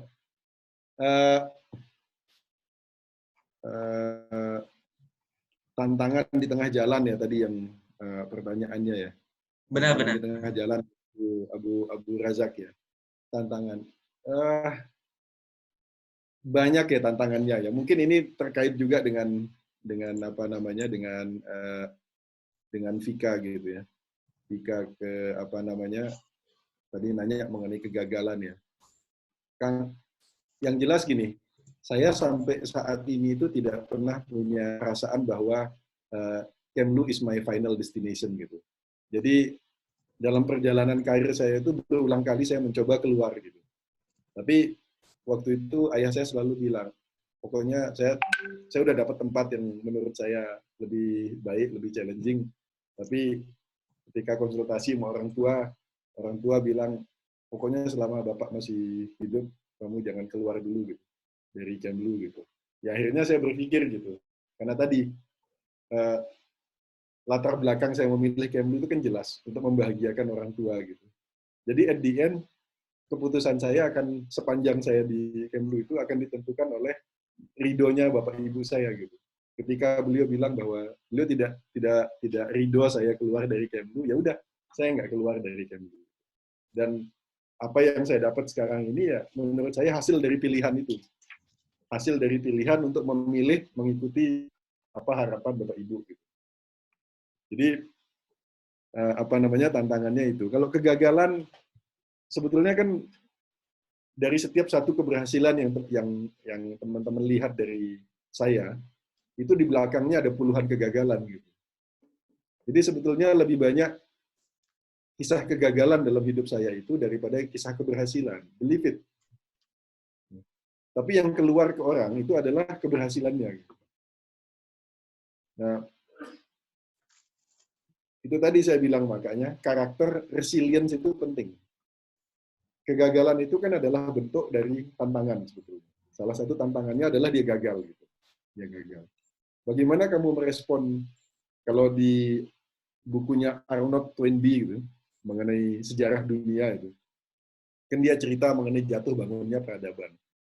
Peradaban itu jatuh bukan karena apa namanya? Bukan karena dia miskin, bukan karena dia ada penyakit dan sebagainya. Peradaban besar itu jatuh karena dia gagal merespon tantangan. Keputusannya saat mengalami tantangan yang besar, dia membuat keputusan yang salah. Itulah yang menyebabkan dia jatuh. Jadi bukan karena penyakit, bukan karena dia nggak punya sumber daya alam. Gitu. Nah, begitu juga sama dengan manusia, gitu, sama dengan kita. Yang menentukan berhasil itu bukan apa namanya, yang menyebabkan kita gagal itu bukan karena kita nggak punya, bukan karena orang tua kita miskin, bukan karena kita tidak pintar, bukan itu. Tetapi respon kita terhadap tantangan itulah yang menentukan keberhasilan kita. Kalau pakai contoh, gimana ya? Kegagalan tadi. Saya berkali-kali gagal. Teman-teman percaya atau tidak? Ketika saya lulus dari UMI, TOEFL saya berapa? Saya tes TOEFL. Saya ikut tes TOEFL. TOEFL saya itu nggak nyampe 500, 490.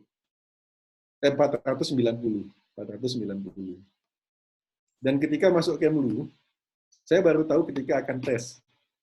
Tesnya itu masih kira-kira seminggu lagi, akan tes TOEFL. Saya baru tahu bahwa syaratnya 550. Syaratnya. Karena saya itu tadi nggak pernah ngerasain kursus gitu, bahasa Inggris. Saya belajar bahasa Inggris itu dari membaca. Kalau saya disuruh nulis, saya nggak ada masalah gitu. Tapi kalau saya disuruh ngomong, minta ampun susahnya. Atau listening gitu. Itu listening saya itu jelek ketika itu gabungan dua. Jarang dengar orang ngomong Inggris, campur budak gitu. Jadi itu udah dua masalah yang agak akut gitu. Udah budak, memang terus jarang dengar bahasa Inggris. Jadi listening saya rendah. Nah sekarang saya punya pilihan. Secara teoritis, saya pergi ke Gramedia, saya baca buku-buku. Untuk meningkatkan TOEFL itu gimana sih caranya? Dan semua buku bilang bahwa TOEFL itu hanya bisa ditingkatkan 10 poin per bulan. Padahal saya ketinggalan 60 poin. Dan waktu saya cuma seminggu. Nah, saya punya dua pilihan. Saya menyerah, jadi saya nggak daftar di Kemlu, atau saya akan gunakan waktu yang seminggu ini untuk melakukan yang terbaik yang saya bisa, sampai saya ngejar di atas 550 tadi. Gitu. Dan saya ambil pilihan yang kedua. Saya ambil pilihan kedua bahwa, ya udah sekarang saya menyiapkan diri dan kemampuan. Itu selama 3 hari 3 malam saya nggak tidur. Buku TOEFL yang setebal, mungkin tebalnya ada 10 cm kali gitu, itu saya habisin dalam sehari itu bisa sampai 3 kali saya coba. Semua saya coba, latihannya saya coba sehari bisa sampai 3 kali. Selama 3 hari betul-betul. Dan ketika saya tes, dapat nilai 590. Itu lompatannya hampir 100 lah lompatannya. 590-an. Jadi kita bisa melawan sebuah pattern gitu. Patternnya itu 10 poin dalam sebulan. Kita bisa lawan dengan determinasi. Kita yakin bahwa kita bisa. Gitu. Jadi kalau kegagalan, percaya teman-teman bahwa dari setiap satu keberhasilan yang teman-teman lihat, di belakangnya ada puluhan kegagalan. Because life is a learning process. Gitu. Learning itu cuma 2. Gitu. Learning the soft way, learning the hard way. Yang berdasarkan pengalaman saya, learning the soft way itu belajar sesuatu yang baik itu seperti ini lalu dilakukan. Terus kemudian berhasil, itu jadi pelajaran. Itu komponennya terhadap penguatan karakter kita, itu hanya mungkin 10%. Yang 90%-nya, itu komponen keberhasilan kita itu adalah komponen belajar dari kegagalan. Jadi jangan takut gagal, mumpung masih muda, puas-puaskan untuk gagal. Katakanlah kalau Tuhan itu kasih kita kuota gagal. Nah, habisin kuotanya sekarang pada saat muda ini. Coba aja banyak hal dan siap-siap untuk gagal gitu. Daripada nanti gagalnya setelah tua gitu. Jadi jangan khawatir gagal, nikmati setiap kegagalan, nikmati sebaik mungkin dan ambil pelajaran dari setiap kegagalan itu. Tidak ada kegagalan itu pasti datang dalam rangka memperkuat kita. Jadi nggak usah khawatir gagal. Believe me, saya hidup saya itu lebih banyak kegagalan daripada keberhasilan. Sampai begitu banyaknya, sampai saya nggak sanggup ceritakannya satu persatu lagi karena begitu banyaknya kegagalan itu. Tips and trick untuk wawancara, know yourself. Jadi kenali diri Anda sendiri pada saat wawancara gitu. Kebanyakan saya sering mewawancara ketika di Kemlu, sering diminta bantu wawancara. Beberapa teman saya yang di swasta juga untuk posisi-posisi tertentu minta saya untuk wawancara. Kebanyakan orang masuk ke ruang wawancara tidak mengenal dirinya, tidak mengenal strength-nya, tidak mengenal weakness-nya. Sehingga yang terjadi, si pewawancara itu menangkap weakness-nya dia dan dieksploitasi weakness-nya. Makin panik dia. Jadi, pada saat Anda wawancara, di situ cuma ada 2 orang yang berada di situ. Hunted, and hunter. Jadi Anda mau jadi objek buruan atau jadi pemburunya. Tapi kalau Anda kenal diri Anda bisa menjadi pemburu di situ. Jadi Anda yang mengendalikan arah wawancara. Nah, saya kasih contoh di diri saya sendiri. saya salah satu kelemahan saya kenal dari dulu saya sudah paham. Kelemahan utama saya adalah percaya diri saya itu rendah. Gitu. Saya sangat tidak percaya diri. Nah, karena saya tahu bahwa bawaan lahir saya itu adalah minder, tidak pede. Gitu. Itu bawaan lahir saya. Gitu. Meskipun banyak orang tidak setuju dengan itu. Karena yang dilihat adalah, yang mereka lihat adalah Iqbal sekarang, gitu, yang dilihat. Gitu. Dia nggak tahu bahwa proses ini adalah proses melawan diri sendiri selama sekian puluh tahun. Gitu. Nah, karena saya tahu diri saya itu nggak pede, makanya saya kalau mau wawancara di TV atau wawancara pekerjaan atau mau ada event penting, saya pasti menempatkan diri potong rambut dulu. Karena rambut yang rapi itu menambah percaya diri saya. Dan kalau saya diwawancara, saya selalu minta memposisikan dirinya supaya diambilnya dari kanan. Karena saya merasa lebih ganteng dilihat dari kanan daripada dari kiri. Dan sebelum saya mau ngomong, apakah saya mau wawancara pekerjaan atau apapun, saya sudah menyiapkan gimmick. Gitu. Gimmick itu adalah beberapa ekspresi, kalimat-kalimat yang itu kuat, gampang diingat, dan itu akan long lasting dalam ingatan orang. Itu gimmick. Jadi brand yourself. Jadi kira-kira kalau pakai bahasanya Sasa tadi yang nanya mengenai branding ya. Itu apa namanya brand yourself gitu dengan pada saat itu, sehingga kita masuk ke tempat wawancara. Saya pernah wawancara di sebuah organisasi internasional gitu dan alhamdulillah diterima, tapi itu tadi Bapak sempat memilih saya di Kemlu gitu. Itu instead of dia mengarahkan saya sengaja keluarkan kalimat-kalimat yang thought provoking, yang nanti ketika saya ucapkan kalimat itu, pasti si pewawancara itu akan tertarik untuk mendalami kalimat itu. Padahal memang kalimat itu keahliannya di situ.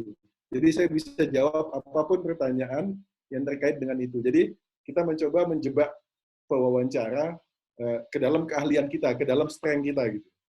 Jadi menjebak pengacara supaya lebih fokus ke sesuatu yang sebenarnya strength kita. Kita sengaja membuka peluang seolah-olah itu kelemahan kita, tetapi begitu dia masuk, dia akan menemukan bahwa sebenarnya itu strength kita.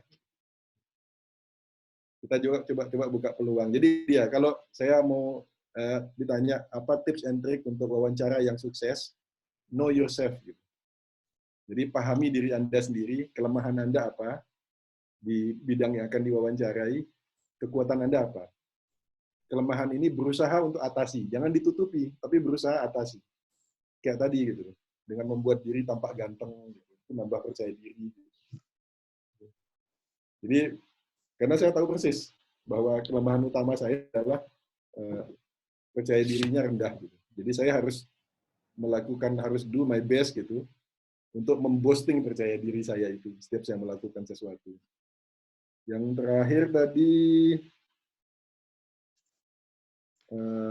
Abu Sayyaf ya, tadi si yang nanya mengenai tadi Mas Faiz yang nanya ya mengenai Abu Sayyaf ya. Saya tadi Pak. Hafiz. Ya, sebenarnya Abu Sayyaf itu bukan yang paling challenging saya. Karena kita bisa membebaskan selama saya jadi direktur 5 kali penyanderaan Abu Sayyaf. Pertama karena Abu Sayyaf di Filipina Selatan. Di Filipina Selatan kita kenal lah. Kita punya network di sana, jadi nggak terlalu sulit gitu. Jaraknya juga dekat. Gitu. Pemerintahnya kita kenal, pemerintahnya kita tahu bisa dapat dukungan dari pemerintahnya. Apalagi Muhammadiyah juga di Filipina Selatan hadir, gitu. Dan Indonesia pernah membantu perdamaian di Filipina Selatan, jadi nggak terlalu sulit. Gitu. Alhamdulillah kita berhasil selesaikan. Yang jauh lebih sulit adalah ketika kita membebaskan 4 orang sandera di Somalia, gitu. Di negara yang isinya warlord gitu, nggak ada pemerintahan di Somalia, di warlord aja itu jadi apa tukang perang aja isinya di berbagai tempat itu, isinya ya pembajak itu di sana isinya di Somalia, nggak ada pemerintahan, nggak ada, jauh dari kita nggak ngerti lingkungannya, nggak ngerti bahasanya. Nah sebelum jadi direktur itu sudah 4 tahun diupayakan untuk bebas nggak berhasil. Nah, ketika 2015 kita coba lagi upaya, alhamdulillah 2016 awal kita berhasil membebaskan 4 orang. Tadinya 5, tapi 1 meninggal karena sakit selama 4 tahun dia di sana. Yang 4-nya berhasil kita bebaskan. Sama 1 lagi kita bebaskan di Benghazi ketika membebaskan. Betulnya banyak challenging. Pokoknya kalau menangani isu perlindungan WNI itu setiap hari adalah hari yang baru gitu. Karena setiap hari selalu ada tantangan baru yang kita harus belajar lagi. Jadi setiap hari belajar, learn, relearn, and unlearn gitu. Selalu setiap hari. Begitu, mudah-mudahan bermanfaat. Baik, terima kasih Kak Iqbal. Langsung mungkin Bu Dr. Nur Azizah. Halo Bu Nur, apakah sudah bergabung Bu Nur? Oke, terima kasih Mas Hafiz. Assalamualaikum. Waalaikumsalam. Waalaikumsalam warahmatullahi wabarakatuh. Bu Nur pakai fotonya yang cantik ya, jadi nggak kelihatan gitu. Iya ini. Coba dilihat dari sisi sebelah kanan lebih cantik nggak Pak? Yang jelas ini aku ngelihat dari sebelah kanan Pak Iqbal. Jadi kayaknya Pak Iqbal kelihatan ganteng banget gitu ya. Jadi, terima kasih atas kesediaannya untuk berbagi ilmu dengan adik-adik semuanya dan juga dengan kita-kita gitu, karena banyak duta besar tetapi kan ini Pak Iqbal ini luar biasa gitu. Jadi ini sangat inspiring untuk anak-anak, untuk adik-adik, sehingga terima kasih telah menyempatkan diri dari berbagai kesibukannya untuk berbagi ilmu dengan kami. Dan ada 2 hal tadi yang sangat menarik ya. Yang pertama kita bagaimana memaknai kegagalan gitu. Kegagalan adalah sebuah tantangan gitu. Jadi jangan mudah merasa gagal gitu kan, karena memang itu adalah sebuah tantangan. Dan yang kedua, kayaknya tadi Pak Iqbal juga expose bagaimana kita harus mengekspos kelebihan kita, strength kita, dan jangan sampai kita menjadi permainan orang untuk melihat kelemahan-kelemahan kita. Kayaknya gitu ya Pak Iqbal ya. Betul nggak Pak Iqbal? Ya, kurang lebih begitu, Bu. Jadi, know yourself gitu. Betul sekali. Terima kasih juga untuk Mas Hafiz gitu ya, dan Mas Ari, Mas Zain, dan teman-teman yang lain. Sama-sama Bu. Saya harap ini tidak yang terakhir Mas Iqbal gitu, karena sebetulnya banyak sekali agenda-agenda yang juga ingin kita kaitkan dengan Mas Iqbal di Turki gitu. Tetapi ya karena COVID ini kita selalu tiarap dulu nih Mas Iqbal gitu. Nah mungkin iya, tadinya udah mau ke sini ya dari HI, dari Visipol mau ke Turki harusnya bulan April ini ya. Betul sekali. Jadi kita harus tiarap dulu. Tapi mungkin nanti sebelum ditutup juga Mas Iqbal bisa sedikit memberikan saran kepada adik-adik dan kita juga dalam menghadapi COVID ini, karena ini kan termasuk hal yang sangat menantang di dalam hubungan internasional gitu. Kalau biasanya hubungan internasional itu dalam 1 bulan kita sudah kesana kemari, kita sudah banyak sekali hal yang bisa dikerjakan, tetapi banyak hal yang kemudian harus tiarap gitu loh Pak Iqbal di dalam hubungan internasional ini, terutama adik-adik mahasiswa ini. Saya juga khawatir banyak juga yang agak capek, agak lelah gitu ya dalam merasakan situasi seperti ini, karena kita nggak tahu kapan berakhirnya, bahkan kuliah kita juga belum bisa memastikan apakah semester depan kita sudah bisa offline atau tidak gitu. Alhamdulillah ini Pak Iqbal masih berkenan untuk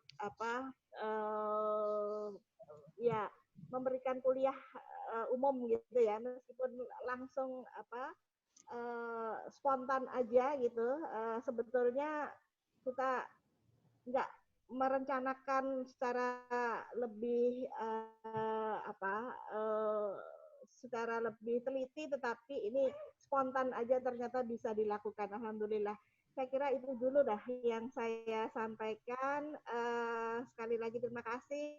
Kita sangat bangga dengan Pak Iqbal dan sangat inspiring. Moga-moga semakin sukses, Amin. sehat selalu karena sehat yang nomor satu Amin. gitu. Kemudian pasti selalu sehat, selalu sukses dan semoga selalu ingat juga dengan kita, in touch dengan HIUMJ. Assalamualaikum Pak Iqbal. Assalamualaikum warahmatullahi wabarakatuh. Monggo silahkan ditanggapi Kak Iqbal. Makasih Bu Nur atas kalimat-kalimatnya, kalimat-kalimat baiknya. Gitu. Kalau teman-teman bangga sama saya malah jauh lebih bangga memiliki teman-teman sekalian, punya dosen seperti Nur, punya teman-teman seperti Mas Ari Paksi, seperti Adik, dan lebih bangga lagi jadi alumni UMJ. Saya tuh punya 2 background alumni gitu. Tapi kalau diundang acara Kagama, Bu Nur kan Kagama ya. Saya tuh nggak pernah datang. Jadi Pak Pratik gitu, Mensesnek saya nanyain, Mas kok nggak pernah datang? Iya Pak, udah terlanjur saya mengklaim diri saya sebagai alumni UMJ. Dan saya satu-satu. Dan saya yang pertama. Jadi saya yang dituakan di Kemlu Pak. Jadi nanti mengganggu ini saya Pak. Branding saya sebagai minoritas gitu. Jadi saya selalu membanggakan kemana-mana bahwa saya alumni UMJ, tapi alhamdulillah bisa survive di Kemlu. Kalau mengenai COVID-19, kebetulan 2 minggu lalu saya juga ngisi di alma mater saya di diskusi mengenai di alma mater itu di Terakoya di Institut Terakoya di Jepang. Mereka minta saya untuk ngomong mengenai post COVID world gitu kira-kira gitu. Jadi intinya untuk teman-teman HI, salah satu perubahan yang paling fundamental, salah satu bidang kajian yang akan mengalami perubahan paling fundamental saya kira adalah hubungan internasional nanti pasca COVID-19 ini. Banyak paradigma lama yang akan runtuh gitu. Yang pertama kali akan mengalami keruntuhan nanti adalah tatanan dunia, pemahaman kita mengenai tatanan dunia. Tatanan dunia yang sekarang kita jalanin ini kan UN based world order gitu. Nah, UN based world order itu sudah bertahan 75 tahun kan, sejak tahun 1945 kan. Yang itu memang dibangun, world order-nya itu dibangun dengan asumsi state actor adalah the main actor. Kedua, berangkat dari asumsi bahwa the main threat to international security and peace itu adalah perang. Jadi ancaman terbesar umat manusia di dalam tatanan hidup kita, di dalam tatanan dunia sekarang ini, itu ancaman terbesar umat manusia itu adalah sama umat manusia sendiri. Jadi kalau ngomong tentang ancaman threat itu pasti manusia. Makanya Huntington itu keluar dengan benturan peradaban gitu, clash of civilization. Jadi manusia menjadi musuh manusia, ancaman manusia lainnya. Jadi itu asumsinya sekarang. Kalau lihat teman-teman lihat UN Charter gitu, piagam PBB itu di objektifnya itu pertama kali langsung mencegah terjadi perang. Jadi the whole paradigm of our world order sekarang ini itu berangkat dari asumsi bahwa ancaman terbesar umat manusia adalah umat manusia lainnya. Nah, itu pasti akan mengalami perubahan besar.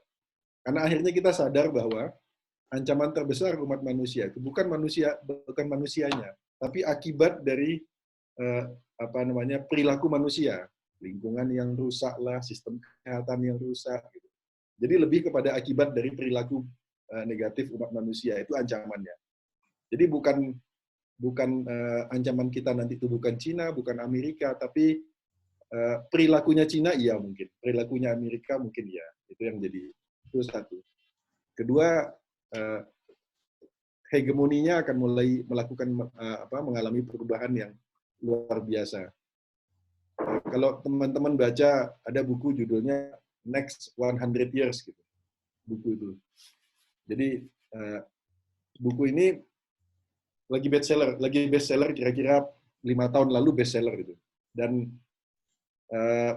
dia memprediksi bahwa apapun perkembangan dunia ke depan itu, dunia tetap akan dunia Amerika gitu. Jadi US based gitu, US based world order. Dan sekarang kita melihat kondisinya ternyata berbeda sama sekali. Karena saya orang sejarah, lalu saya melihat bahwa memang kita harus kembali kepada keyakinan sejarah bahwa sejarah itu tidak siklikal, tidak linier, jadi tidak lurus gitu. Tapi sejarah itu siklikal, berputar. Nah, kondisi yang kita hadapi sekarang ini itu udah pernah kita hadapi beberapa ratus tahun lalu atau beberapa ribu tahun lalu, perubahan tatanan dunia. Dan satu-satunya ketika terjadi perubahan itu, pemenangnya itu adalah selalu mereka yang punya spiritual resilience yang tinggi. Ketika Ottoman dulu muncul menggantikan menggantikan Bizantium gitu, itu karena Ottoman lebih punya kekuatan spiritual daripada Bizantium. Begitu juga dulu Bizantium, Romawi mengalahkan Persia, itu juga lebih karena mereka punya kekuatan spiritual. Jadi pada umumnya peradaban-peradaban itu survive karena kekuatan spiritualnya, dan peradaban-peradaban juga demolish gitu, fading away juga itu karena kehilangan kekuatan spiritualnya. Gitu. Jadi makanya kalau kita lihat puncak-puncak peradaban itu selalu dilambangkan dengan bangunan-bangunan mewah, bangunan yang kuat, yang besar gitu ya, bangunan besar. Kalau Anda pergi berkunjung ke Spanyol, ngelihat Alhambra gitu, itu salah satu, sampai sekarang masih dianggap sebagai salah satu bangunan dengan desain yang terindah di dunia sepanjang sejarah gitu. Alhambra gitu. Anda lihat di situ bangunannya gitu. Itu yang tidak boleh dilupakan adalah akhir dari sebuah peradaban. Ketika peradaban itu menjadi artifisial, tidak lagi substansial. Tidak lagi substansinya hilang, spiritnya hilang, tetapi jadi artifisial. Kalau Anda lihat peradabannya Ottoman juga di Turki, megah-megah luar biasa, istana bertabur emas. Itu akhir dari peradaban. Jadi itu bukan puncak peradaban. Jadi akhir dari sebuah peradaban. Selalu ketika peradaban itu berpindah dari substansi menjadi artifisial. Jadi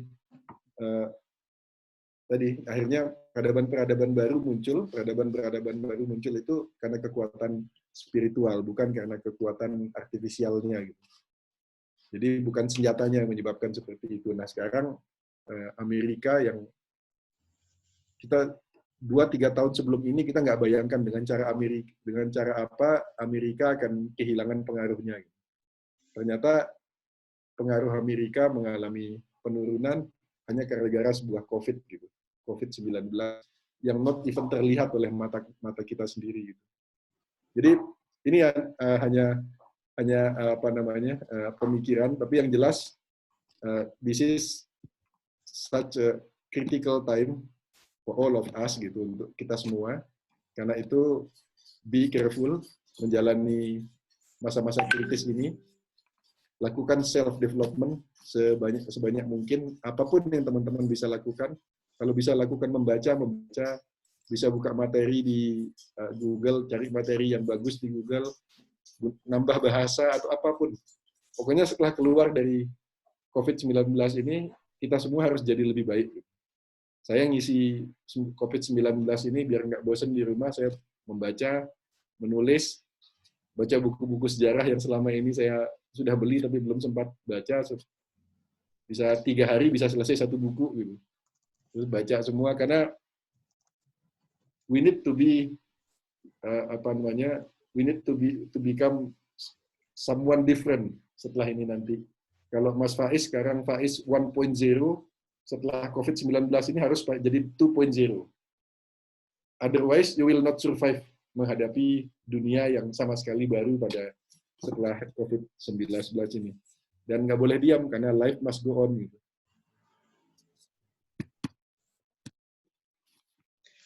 Baik, terima kasih Kak Iqbal, terima kasih Bu Nur, dan terima kasih Kak Paksi sudah sampai di penghujung acara. Tapi sebelum ditutup, saya supaya kayak di Najwa Shihab gitu, kayak di Mata Najwa, saya ingin Kak Iqbal menyampaikan mungkin pesan-pesan atau closing statement-nya untuk adik-adik sekalian. Sekalian saya menitip doanya Kak Iqbal. Jadi kemarin sekalian berbagi, saya coba tes Kemenlu Kak Iqbal di bulan Maret Februari ya tanggal 1, tetapi kayaknya masih belum rezekinya. Nah, jadinya saya Hafiz ngambil S2 lanjutin di Monash, Pak. Nah, dan berdoa, terus ketemu sama Kananda, kata Kananda, kalau misalkan Ananda yang baru jadi diplomat, Pak, baru sah jadi PNS 2019, alumni UM-nya juga. Nah, terus dia bilang, gini aja, Fis, kalau misalkan masih ada niat, nanti sehabis lulus S2, coba aja, nanti dicoba lagi lewat formasi yang S2. Jadi mohon doanya juga Kak Iqbal, kali aja kita berjodoh di Pejamuan, Pak. Dan Pak Iqbal jadi Menteri Luar Negerinya, amin. Amin. Ya Rabbal Alamin. Silahkan Kak Iqbal bisa menyampaikan nggak terlalu penting mau jadi Menteri Luar Negeri apa nggak terlalu penting. Yang penting bisa membawa manfaat aja. Gitu. Mudah-mudahan Pak mudah-mudahan bisa keterima di di Kemlu. Mestinya kalau sudah S2 kan posisi tawar-menawarnya lebih bagus dalam tes nanti juga insya Allah. Oke. Kak Iqbal, ada pesan terakhir yang ingin disampaikan? Bukan pesan terakhir, closing statement untuk kami semua atau pesan wasiat. Oh, jangan wasiat. Kak Iqbal jadi Menlu dulu, kami mengaminkannya supaya alumni UM-nya bangga gitu Kak Iqbal. Kalau satu kalimat aja ya untuk yang terakhir. The world is much bigger than yourself gitu. Jadi itu pesan saya buat teman-teman bahwa dunia itu jauh lebih besar dari dirimu sendiri. Jadi jangan terlalu fokus pada diri sendiri. Jangan terlalu fokus pada diri sendiri. Nanti semua akan berakhir dengan keluhan. Kok saya cuma segini ya? Kok saya susah sekali menghafal ya? Kok saya udah semester 6 tapi belum ada yang mau sama saya gitu, belum ada yang nembak ya gitu. Terus jadi terlalu fokus pada diri sendiri. Coba extend dirimu itu untuk lebih spending your time untuk melihat orang lain. Tapi jangan buat ngerumpi ya, jangan buat gibah ya. Tapi melihat apa yang bisa dilakukan untuk orang-orang di sekitarnya. Paling kecil itu adalah untuk teman-teman kos, supaya teman-teman kos happy gitu. Mungkin bisa menghibur teman-teman kos gitu. Atau mungkin bisa jadi teman diskusi yang baik, yang nyaman buat teman-teman yang lain. Jadi extend yourself gitu. Jangan hanya memikirkan diri sendiri. Pagi bangun, sarapan, habis sarapan kuliah terus makan siang terus tidur siang terus tidur malam, ngerjain bikin paper gitu. Jangan terlalu fokus ke diri sendiri.